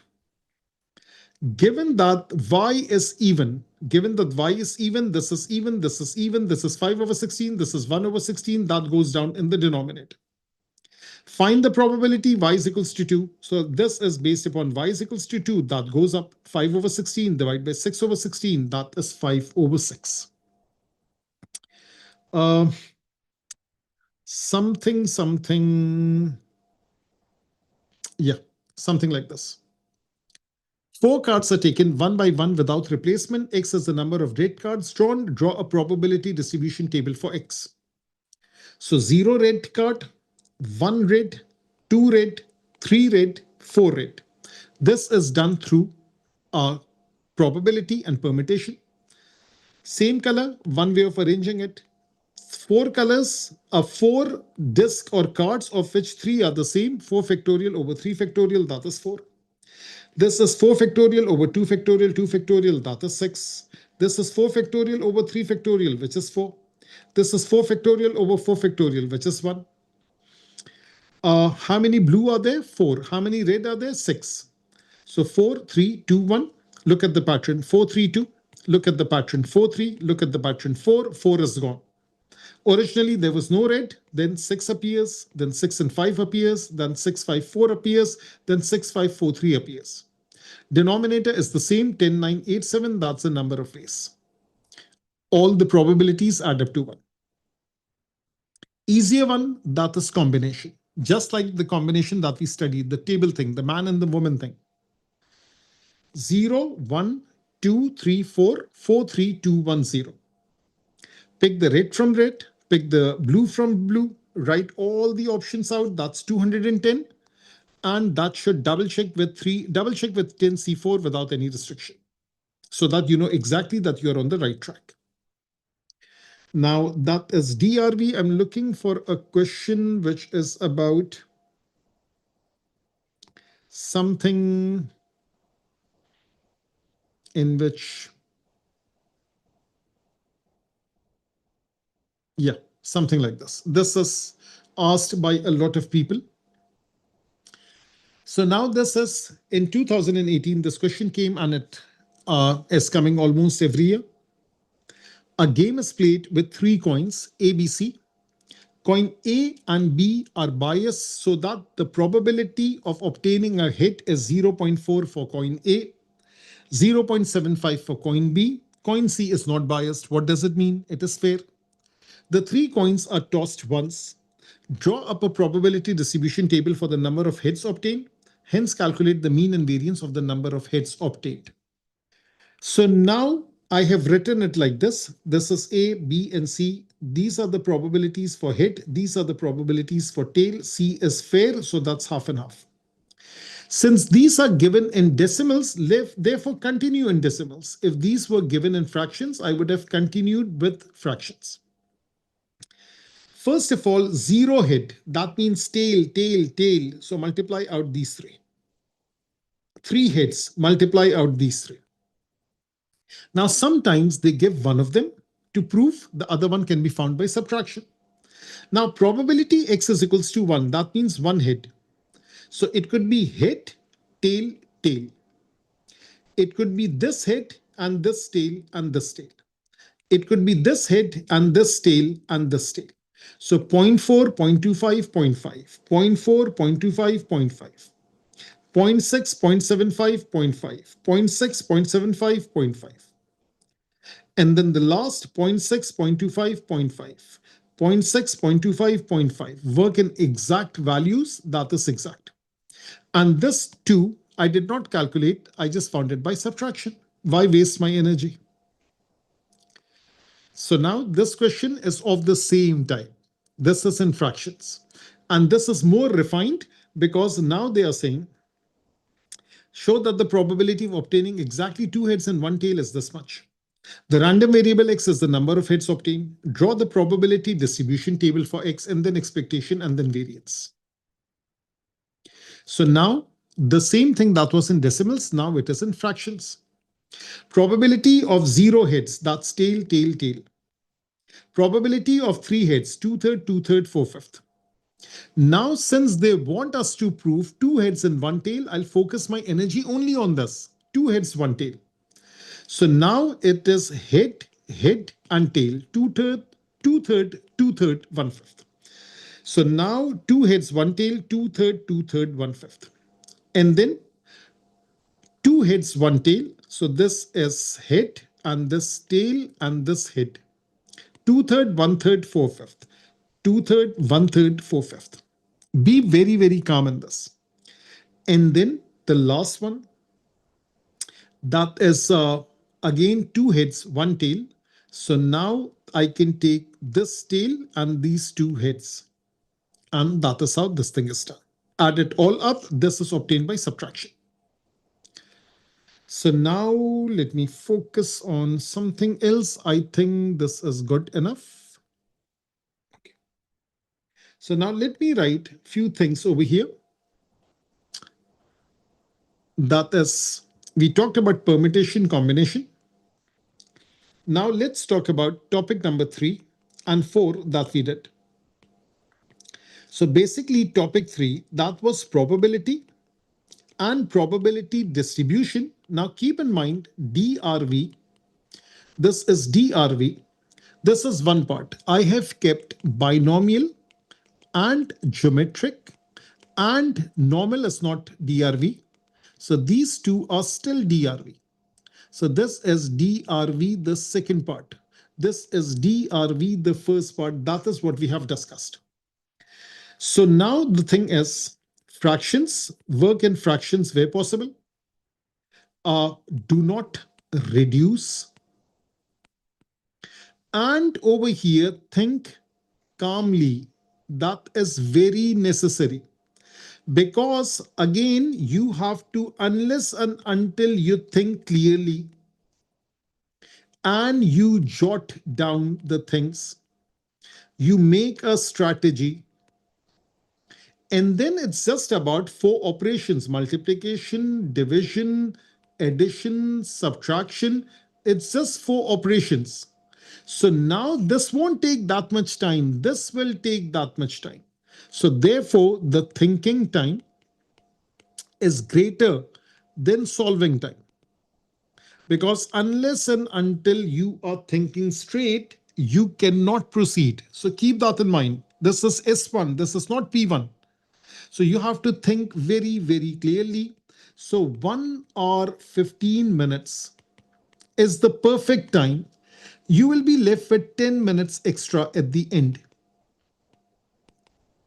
So now, if you find, because last time some people, they said to me that they found this part difficult and they wasted some time on it. So again, skip any tricky question part and come back to it later. So this is an instruction that I give a lot. But people are people, and then they try to oversmart themselves and they forget this, or they just have some ego issues. So there should be no ego issues with questions. So there should be none. So keep your ego on the sidelines and skip and come back to it later. That is very, very convenient, very, very useful, and very, very effective. That's the main thing. Now, coming back to this binomial and geometric thing. So now binomial and geometric, binomial probability distribution, it is related with binomial expansion. And over here, I start with this basic idea. Probability that it rains is 0.3. It does not rain as 0.7. Let me talk about 3 days. It does not rain on all 3 days, 0.7, 0.7, 0.7. It rains on all 3 days, 0.3, 0.3, 0.3. One option, one option.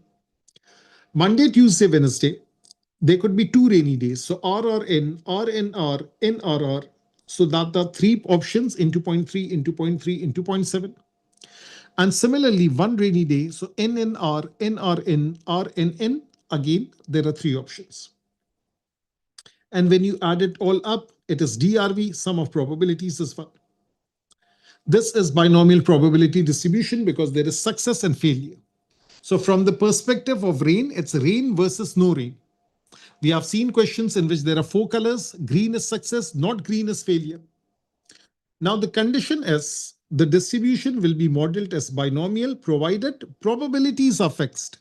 So without replacement won't fall into this category. The next one. The number of trials are fixed, number of days, number of electronic components, number of flowers, and so on. The number of trials are independent of one another. Probability of a rain on Monday is independent of probability of raining on Wednesday. Independent. X follows a binomial distribution n comma p. N is the number of trials, p is the probability of success, q is the probability of failure. Probabilities add up to 1. R is the probability of required term. That is the formula. Be very, very careful. NCR, success raised to power of R, failure raised to power of n minus R. I have a habit of doing this. I write the success at the end. Particular term formula, that is how this formula was derived. Let's look at, yes, this one. A person has designed a new logo for a sportswear company. A survey of large number of customers found that 42% rated the logo as good. A random sample of 10 customers, that's a probability, that's the number of trial. Probability of success is 0.42. Fewer than 8. Number line plays a lot of difference. So lesser than 8 does not include 8. It includes 7, 6, 5, 4, 3, 2, 1, 0. Too many terms. So calculate probability for 8, 9, 10, add them up and subtract from 1. So now over here, when you would be looking at those videos of past paper questions, I've actually evaluated it. So you have to show the evaluation. That is what the examiner wants. I mean, you cannot argue with the examiner, okay? Keep that in mind. So calculate the probability, work in at least 4 SF, add them up, subtract from 1, you get the answer. Yes, there are some questions which are related with logarithm. Let me first show it to you. When you take log of both sides, the power comes down and multiplies. And log of any number between 0 and 1 is negative. So when the coefficient of the variable is negative, the inequality flips. A lot of people, they say, no, there is a minus sign on both sides. So will it flip? Yes, it does flip. I don't have time to prove it, but yes, it does flip. For example, in this case, it comes out to be n is greater than 10.31. If I ask you find the smallest possible integer value, So we have 11, 12, 13, all the way to till infinity. Which one is the smallest? The very next one is the smallest. Keep in mind, whenever there is a greater sign, they will ask for the smallest value. Whenever there is a lesser sign, they will ask for the greatest value. Just pick the next integer. So now let's look at this thing. On another occasion, a random sample of n customers of the company is chosen. Find the smallest value of n for which the probability that at least one person rates the logo as good is greater than 0.995. So now probability x is greater than or equal to 1, at least 1 is 1 minus probability of 0. Step 1, x follows a binomial distribution n, 0.42. NC 0, success raised to power of 0, failure raised to power of n. This is 1, this is 1, failure raised to power of n. At least 1 minus probability of 0. So now this thing is this is 1 minus 0.58 raised to power of n. Now 1 minus 0.58 raised to power of n is greater than 0.995. And do the subtraction. So there is a negative, there is a negative. That's the first flip. Because the negative sign cancels out, the inequality flips. Now the next thing is this thing. That is, take log of both sides. We will just this thing from the calculator, log to the base 10. Now this is the real thing. Log of this number is negative, log of this number is negative, negative, negative, cancel, inequality again flips. Go in this direction. They are asking for the smallest integer value. Does it say that? Smallest value of n. And it has to be an integer, n has to be an integer. Therefore, the next one is 10. Smallest, the final inequality will be greater, greater than or equal. Largest, final inequality would be lesser, lesser than or equal. Another question like this. A group of n people is chosen randomly. The probability that all people in the group taking a holiday in their own country is less than 0.002. Find the smallest possible value of n. Everyone is taking a vacation. So that is NCN. No one is NC0. Everyone is NCN. Success raised to power of n, failure raised to power of 0. So also remember this thing that we discussed in permutation lecture. 0.65 raised to power of n is 0.002. Take log of both sides. Again, the negative, negative, that would flip. So this negative, negative, that would flip. This would flip and becomes this thing. And greater than 14.426, the next one, integer, that is 50. Another question of the same type. Now we should know this thing, that expectation of x is NP. Variance of x is NPQ. For example, this is 20, this is 0.4. So n is 20, p is 0.4, q is 0.6, np is 8, npq is 4.8. Yes, this thing is used in normal approximation, but they can also ask a separate question on this. For example, an exam type question like this. It says x follows a binomial distribution n, p. Expectation of x is 8, variance of x is 4.8. Find the value of n and p. So I'll write variance of x is npq. NP is expectation. So now remember, this NP isn't this expectation. So now I have created a new formula. Variance of x is expectation of x into q. So this is variance. This is expectation. You find the value of q, that is 0.6. So therefore, p plus q equals to 1. Therefore, p comes out to be 0.4. Now, NP is 8. N into 0.4 is 8. N comes out to be 20. So final answer is this and this. Now let's talk about geometric probability distribution. Now, what is the difference? This is one genuine question that people ask. Like there is a genuine question that people ask between combination and permutation, but of course with the practice, this thing disappears. The second genuine question is between binomial and geometric. Now, first of all, in binomial, we know that there is a fixed number of trials. In geometric, there is an infinite number of trials. So technically, n is not mentioned. It says it is the dice is thrown repeatedly until a 6 is obtained. So this word repeatedly, it's an infinite number of trials. There is probability of success. There is probability of success. There is probability of failure. There is probability of failure. And of course, this probability is just like over here. That is the common thing that is fixed. What else is there? They don't ask for the conditions of geometric, except that the probability is fixed and there is this thing. Now, X follows a geometric probability distribution of P. Probability X is equals to R. So now this is success raised to power of R.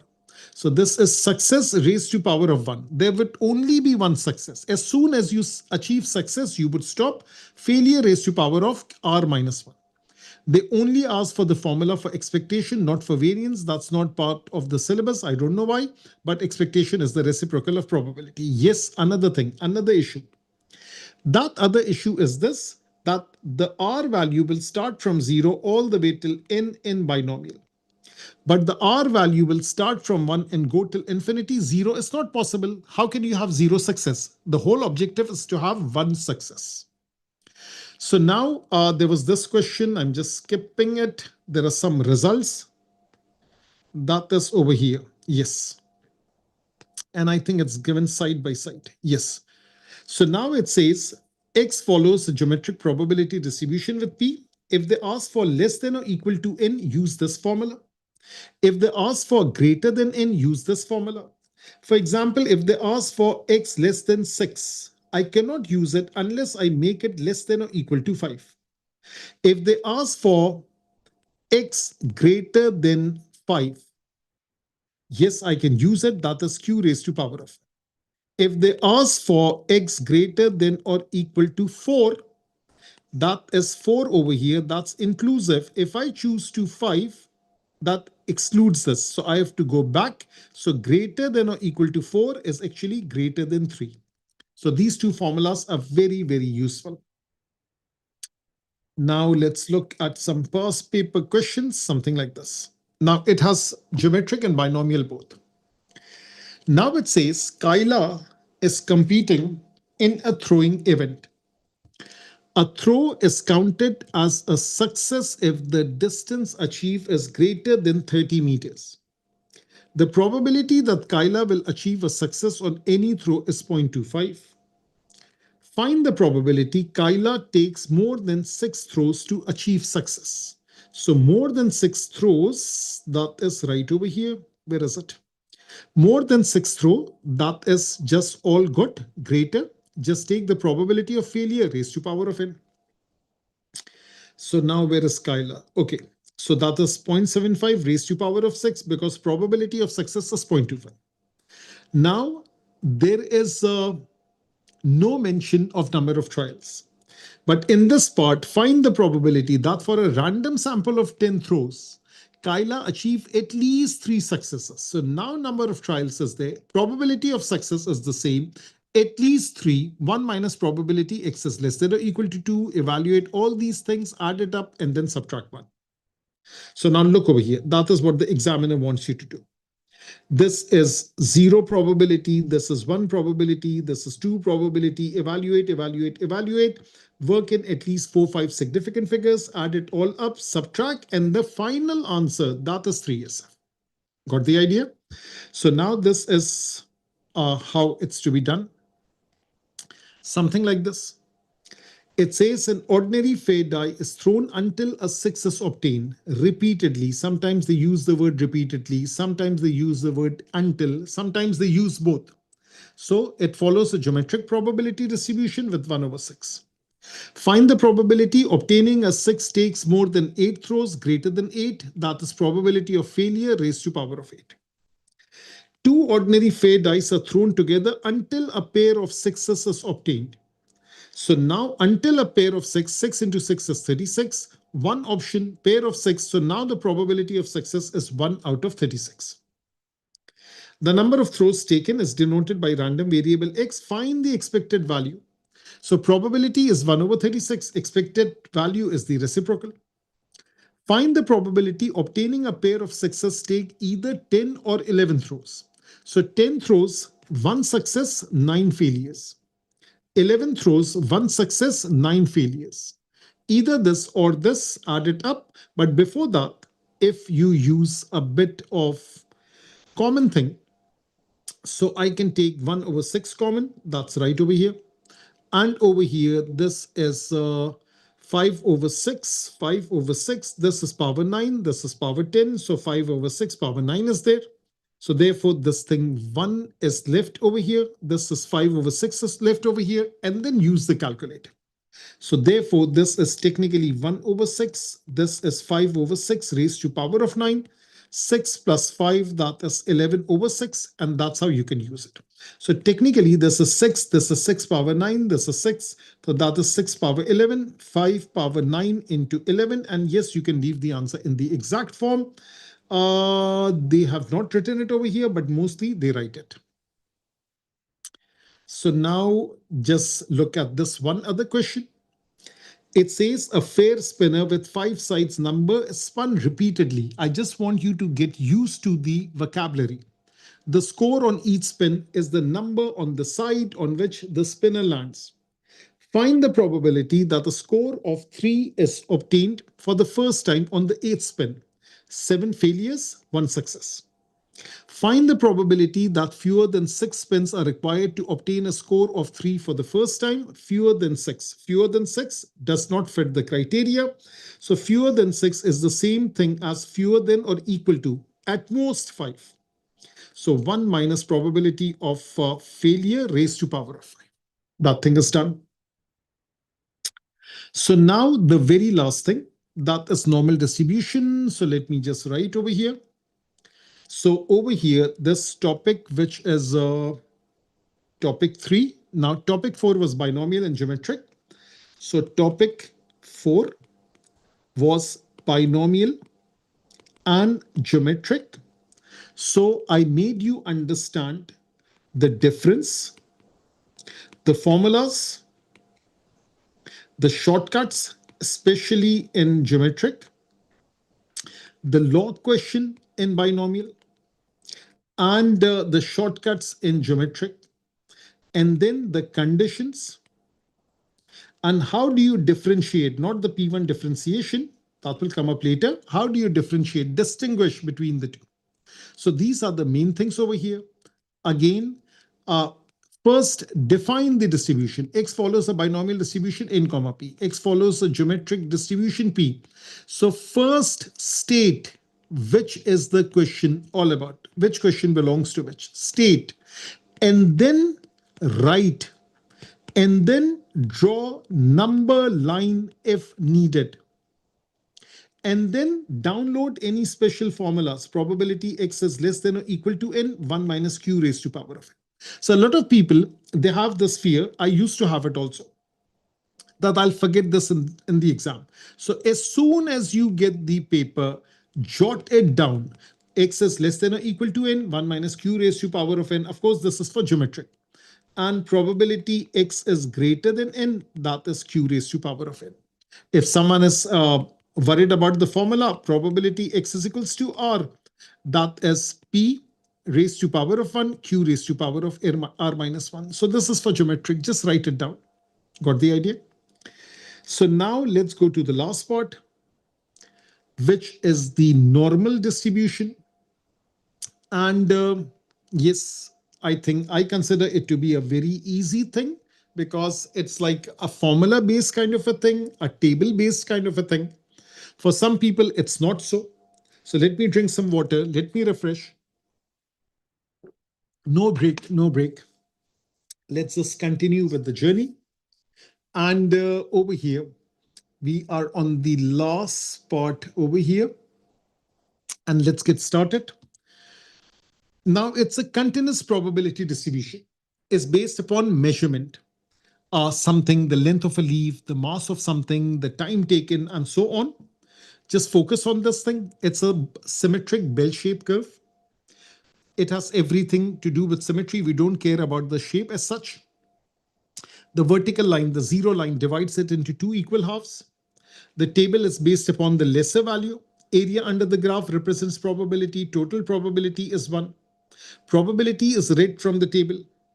Everyone knows how to read the table. I'm not going to waste time on that. 1 dp, 2 dp, 3 dp, that's a maximum. There are 7 rules for using the table. The z value to find the probability. This is the strip. that is used basically for back solving. 75% is giving me this, 90%, 95%, 97.5, 99%, 99.5. These are very rarely used. Now the rules. The first rule, z lesser than or equal to a, that is also written as phi of a, value read directly from the table. That is rule number one. Rule number two, z greater than or equal to a. Now both these values were positive. So now for this small value, read the probability for this and then subtract from 1 because the total probability is 1. So the first one, this is direct. This one is indirect. These are the two basic rules. Now, rule number 3 and rule number 4, basically, I can just use one statement to sum it all up. That is symmetry. Flip inequality and remove negative sign. So z greater than or equal to negative a is the same thing as z lesser than or equal to positive a. That's rule number 1. Z lesser than or equal to negative a is the same thing as z greater than or equal to positive a. That is rule number 2, indirect. This is direct, this is indirect. 4 rules are done. Now for other rules, diagram is not necessary at all. Now over here, if z lies between two values, both are positive, read the table for the big, read the table for the small, and subtract. If z lies between two values, both are negative, you have to discard the negative sign anyway because there are no negative z values in the table. So now read the table for the big, read the table for the small, and subtract. If z lies between two values such as 1 is positive, 1 is negative, read the table for both. Add the probability. Of course, the minus will be discarded. Add the probabilities and subtract 1. Now the z table, how do we work it out? X minus mu over sigma, given value minus mean divided by standard deviation. These were some basic examples. I'll just skip through them. And I'll just tell you, this thing very important. X follows a normal distribution. And if they say that mu and sigma are unknown, but if they ask a question like this, or maybe some other question in which mu and sigma, they are related by some equation, so we are not finding for the unknown constant, things will cancel out. Probability that value of x lies within one standard deviation of the mean. So this is mu plus sigma, this is mu minus sigma. Again, in October, November 2025, check it out. There is one question which I have shown using the value, and I've also given the hint that if this value was not given, this is exactly like this. I think it was within 5 minutes of the mean. So this is between mu plus 5 and mu minus 5. So instead of sigma, this is 5. Instead of sigma, this is 5. So now when we standardize it, the mu and the mu cancels out, giving you 0. Like cancel means like subtraction. Cancel also means division. Sigma over sigma is 1. Mu and mu gets subtracted. Let me use the word subtraction. Sigma over sigma is 1 with a negative sign. So now rule number 7. Pi of 1, add the probabilities, subtract 1, you get this answer. This is a standard answer. 68.26% of the distribution lies within one standard deviation of the mean. I have done the same thing with values. Of course, you will get the same answer. Now, mu plus 2 sigma, mu minus 2 sigma. Now, after the simplification, 2 and minus 2 are left. That's the answer. Within 3 standard deviations of the mean, so that is 3 and negative 3, that gives me 99.72. Now, since the z value does not have 3 in it, so I'll read for 2.999. That is giving me this value. That is the summary of this. Now, let's say I have this mass of apple 200, the sigma is 10, 2 sigma is 20, 3 sigma is 30. 68% of the distribution lies between mu plus sigma, mu minus sigma. 95% of the distribution lies between 220 and 180 because mu plus 2 sigma, mu minus 2 sigma. Almost 100%, 99.72, there is nothing left. Almost 100% lies between these two values. So sometimes they can ask questions like this also, some basic stuff. So now Whenever they ask for the probability, so we use these 7 rules. There are also rules for back solving and normal approximation that will come up very soon. So now it says the time in minutes taken by Peter to walk to the shop and buy a newspaper is normally distributed with mean 9.5 and standard deviation 1.3. Find the probability on a randomly chosen day Peter takes longer than 10.2 minutes. So mu is given, sigma is given. By the way, in this bracket, we write sigma square, but when we divide only by sigma. Keep that in mind. So basically, let me write it over here. This is x follows a normal distribution, mu comma sigma square, and z value is x minus mu over sigma. So now it says probability x is greater than 10.2. Subtract the mean, divide by this, take care of it. Maximum 3 dp because the other units are useless. Greater than a positive value, 1 minus z, lesser than a positive value, show all the working. This is from the table. So this is from the table that is over here. Rule number 2, that is z is positive, the table value, and then you subtract, you get this answer, final answer 3SF.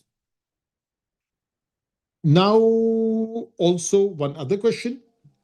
Calculate an estimate of the number of days in a year on which Peter takes less than 8.8 minutes. Now, when they ask for an estimate, they're asking for expected days. So we find this probability and we multiply this probability by the number of days. We get this thing. Round up, round down, doesn't make a difference, but it has to be an integer. That is a must. There is also symmetry over here. 9.5 and 10.2, the difference is 0.7. Therefore, this probability is the same thing as this green probability over here because 8.8 is 0.7 lesser than 9.5.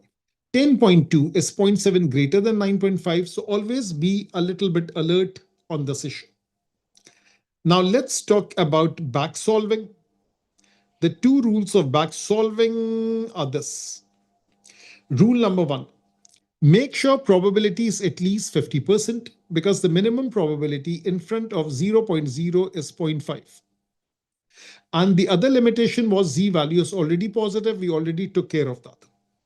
Make sure probability is at least 0.5. If not, subtract probability from 1 and flip the inequality. Now, even if something is given as a percentage, just convert it into decimals because nowadays they have given some questions in percentage also. Once rule number 1 is done, now if z has a lesser or lesser than or equal sign, z value is positive. If z has a greater than or equal sign, z value is negative. No diagram is needed anymore the way that I've taught you. Now these were all basic kind of questions, something like this. X follows the normal distribution 200, 10 square. Probability x less than a is 90%. First double check. Does it fulfill the criteria? Yes. Does z has a lesser sign? Yes. That means z value is positive. Of course, from x to a, make sure to standardize a minus 200 over 10. From the table, 90%, get the z value. So now compare the z with the z. Never compare these two. That's not possible. And then we get this thing. That's the original scenario. This is the standardized 0. This is the original 200. This is 1.282. This is 212.82. What it means is this. 90% of the apples, they have masses lesser than 212.82 grams. That is the basic idea. Let's look over here. This was the same Peter question. The first thing was finding probability. That was done. That was done. Let's focus on part 2. On 90% of the days, he takes longer than t minutes. So greater than t minutes, that is 90%.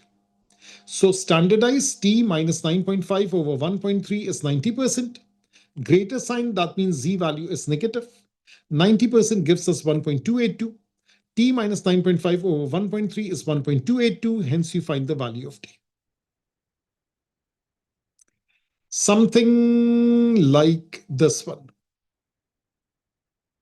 First thing first, that is this thing. The random variable x has a normal distribution with mean mu and standard deviation sigma. you are given a relationship between mu and sigma. So sigma over mu is 0.25 or mu over sigma is 4. So you can write it any which way. Probability x less than 8 is 0.75. Find the value of sigma. Now remember, if probability is given, they can ask for an x value, they can ask for mu value, they can ask you for sigma value, they can ask you for both by solving simultaneously. So over here, they have not given us the value, they have given us a relation. So first of all, I wrote x follows a normal distribution, mu comma sigma squared. So I had two choices, write both things in terms of mu, write both things in terms of sigma. I chose the easier one. The reason is it's easy to deal with integers rather than fractions. I think you will agree on this. So mu is 4 times sigma. So mu is replaced with 4 times sigma. So now it's over here. Mu is 4 times sigma. So therefore mu is 4 times sigma. Now let's work it out. Probability x less than 8 is 0.75, greater than 50%, all good. Lesser sign, z value will be positive. This is standardization. This is the corresponding z value, 0.674. Simplify, you find the value of sigma, you find the value of mu. This is again the expected thing. You find the probability and then you multiply it by 100. So now this is some other question. I'm just looking. No, this is, let me explain this thing. The length of metal rods have a normal distribution with mean 16, standard deviation 0.2. Rods shorter than 15.75 or longer than 16.25, they are not good. They are not usable. Find the expected number.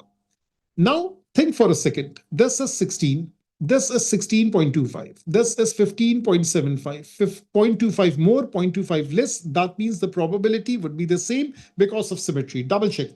X less than 15.75, it comes out to be 1056. X greater than 16.25, 1056. This is not good. This is not good. What are they asking? Find the expected number of usable rods. So now either find the number of unusable rods and subtract, or take this probability, add it up, subtract from 1. That is this much. Multiply it with 1000. 788.8. 788 is good. 789 is good. So now this thing is done. Something like this, yes. First of all, if the probability value is 0.904, so go to the table. I think the table was somewhere over there. And I read this value 1.305. If the probability is 0.848, the corresponding z value is this. Now look at the last part. It says in another forest, the heights of another type of fir tree is modeled by a normal distribution. The heights of 500 chosen trees of this type. Now they have not given us the probability. We have to calculate it. 48 are less than 10 meter. Probability x less than 10 is 48. 48 out of 500. That is this probability. The next one is 76 are more than 24 meters. So 76 out of 500, that is this probability. Now, what do you observe? We observe that 0.096 is lesser than 0.5. So subtract probability from 1, flip the inequality. Similarly, 0.152 is lesser than 0.5, subtract probability from 1 and flip the inequality. Then we will standardize. Z is greater than 10 minus mu over sigma, and greater sign means negative. 0.904 gave us this value, 1.305. You can check it out. So that is the first equation. 10 minus mu over sigma is negative 1.305. Similarly, over here, standardize. We have 848, lesser sign. Look at the blue highlighting, 1.028. That was found earlier, 1.028. So that is where you have to write it. That is where you have to go to the table. And then it's back to the simplification. Make sigma the subject in both. Once you make sigma the subject in both, I have done a little bit of working. You have to do the whole thing. Solve simultaneously. You find the value of mu. You find the value of sigma. Final answer 3SF. 3SF, work in at least 4SF. And I think that is the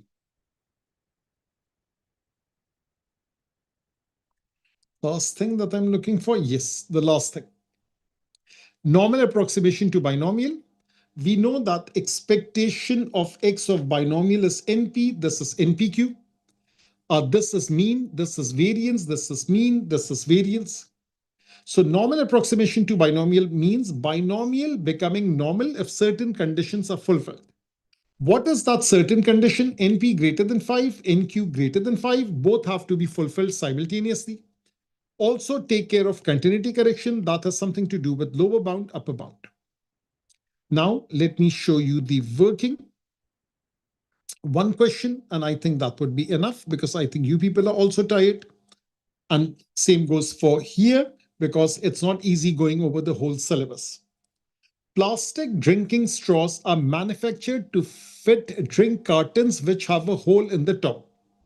A straw fits into the hole if the diameter is less than 3 millimeter. So fits into the hole, diameter less than 3. The diameter of straws have a normal distribution such and such. A straw is chosen at random. Find the probability it fits into the hole. So it will fit into the hole if x is lesser than 3. Standardize, get the value, and that's the answer. 500 straws are chosen. Find a suitable approximation. Find the probability at least 480 straws fit into the hole in drink cartons. Justify the use of your approximation. So now the answer of part 1 using normal distribution, that is the probability of success. Straw fits into the hole, that is this probability. So now this is in, this is P, this is Q. NP is this much, that is the mean.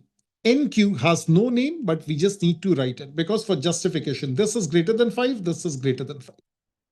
NPQ is this much, that's the variance. So that is the mean, that is the variance, greater than or equal to 480. So 480 cannot be used because it came from binomial. We cannot use it. Now it's normal. So we have to use either the lower bound or the upper bound. If this is greater than or equal to 480, choose a line that's passing on top of it and including this. So I choose 479.5. Subtract mean, divide by square root of variance, get the z value, it's back to the basic. If it was greater than 480, then choose 480.5. If I would have chosen 480.5 and then evaluate. So I think that is all about this thing. So the last topic, that is normal distribution. I think that was 5. That normal distribution is also done and dusted. So those people who joined in late, they can watch the whole thing. And that was from my side, from SY. That is the 360 syllabus overview thing of S1. And do check out the videos on the yearly past papers. Now people ask this question, 2025, they are a nice lot. Check them out. And people ask this question about this thing, whether they should do topical or yearly. At this moment, they should do yearly. 2025, 2024, 2023, if they're all done, then what they can do is that they can just revise. No need to try anything more. Revise through these things and on a topical basis. That is what my strategy is. That is how my students, they get very high scores, alhamdulillah. So people stay tuned and thanks for watching and subscribing and all these things. The formalities, not formalities, it's basically like your love and affection that makes this thing very popular. Take care, everyone. Allah Hafiz. Sign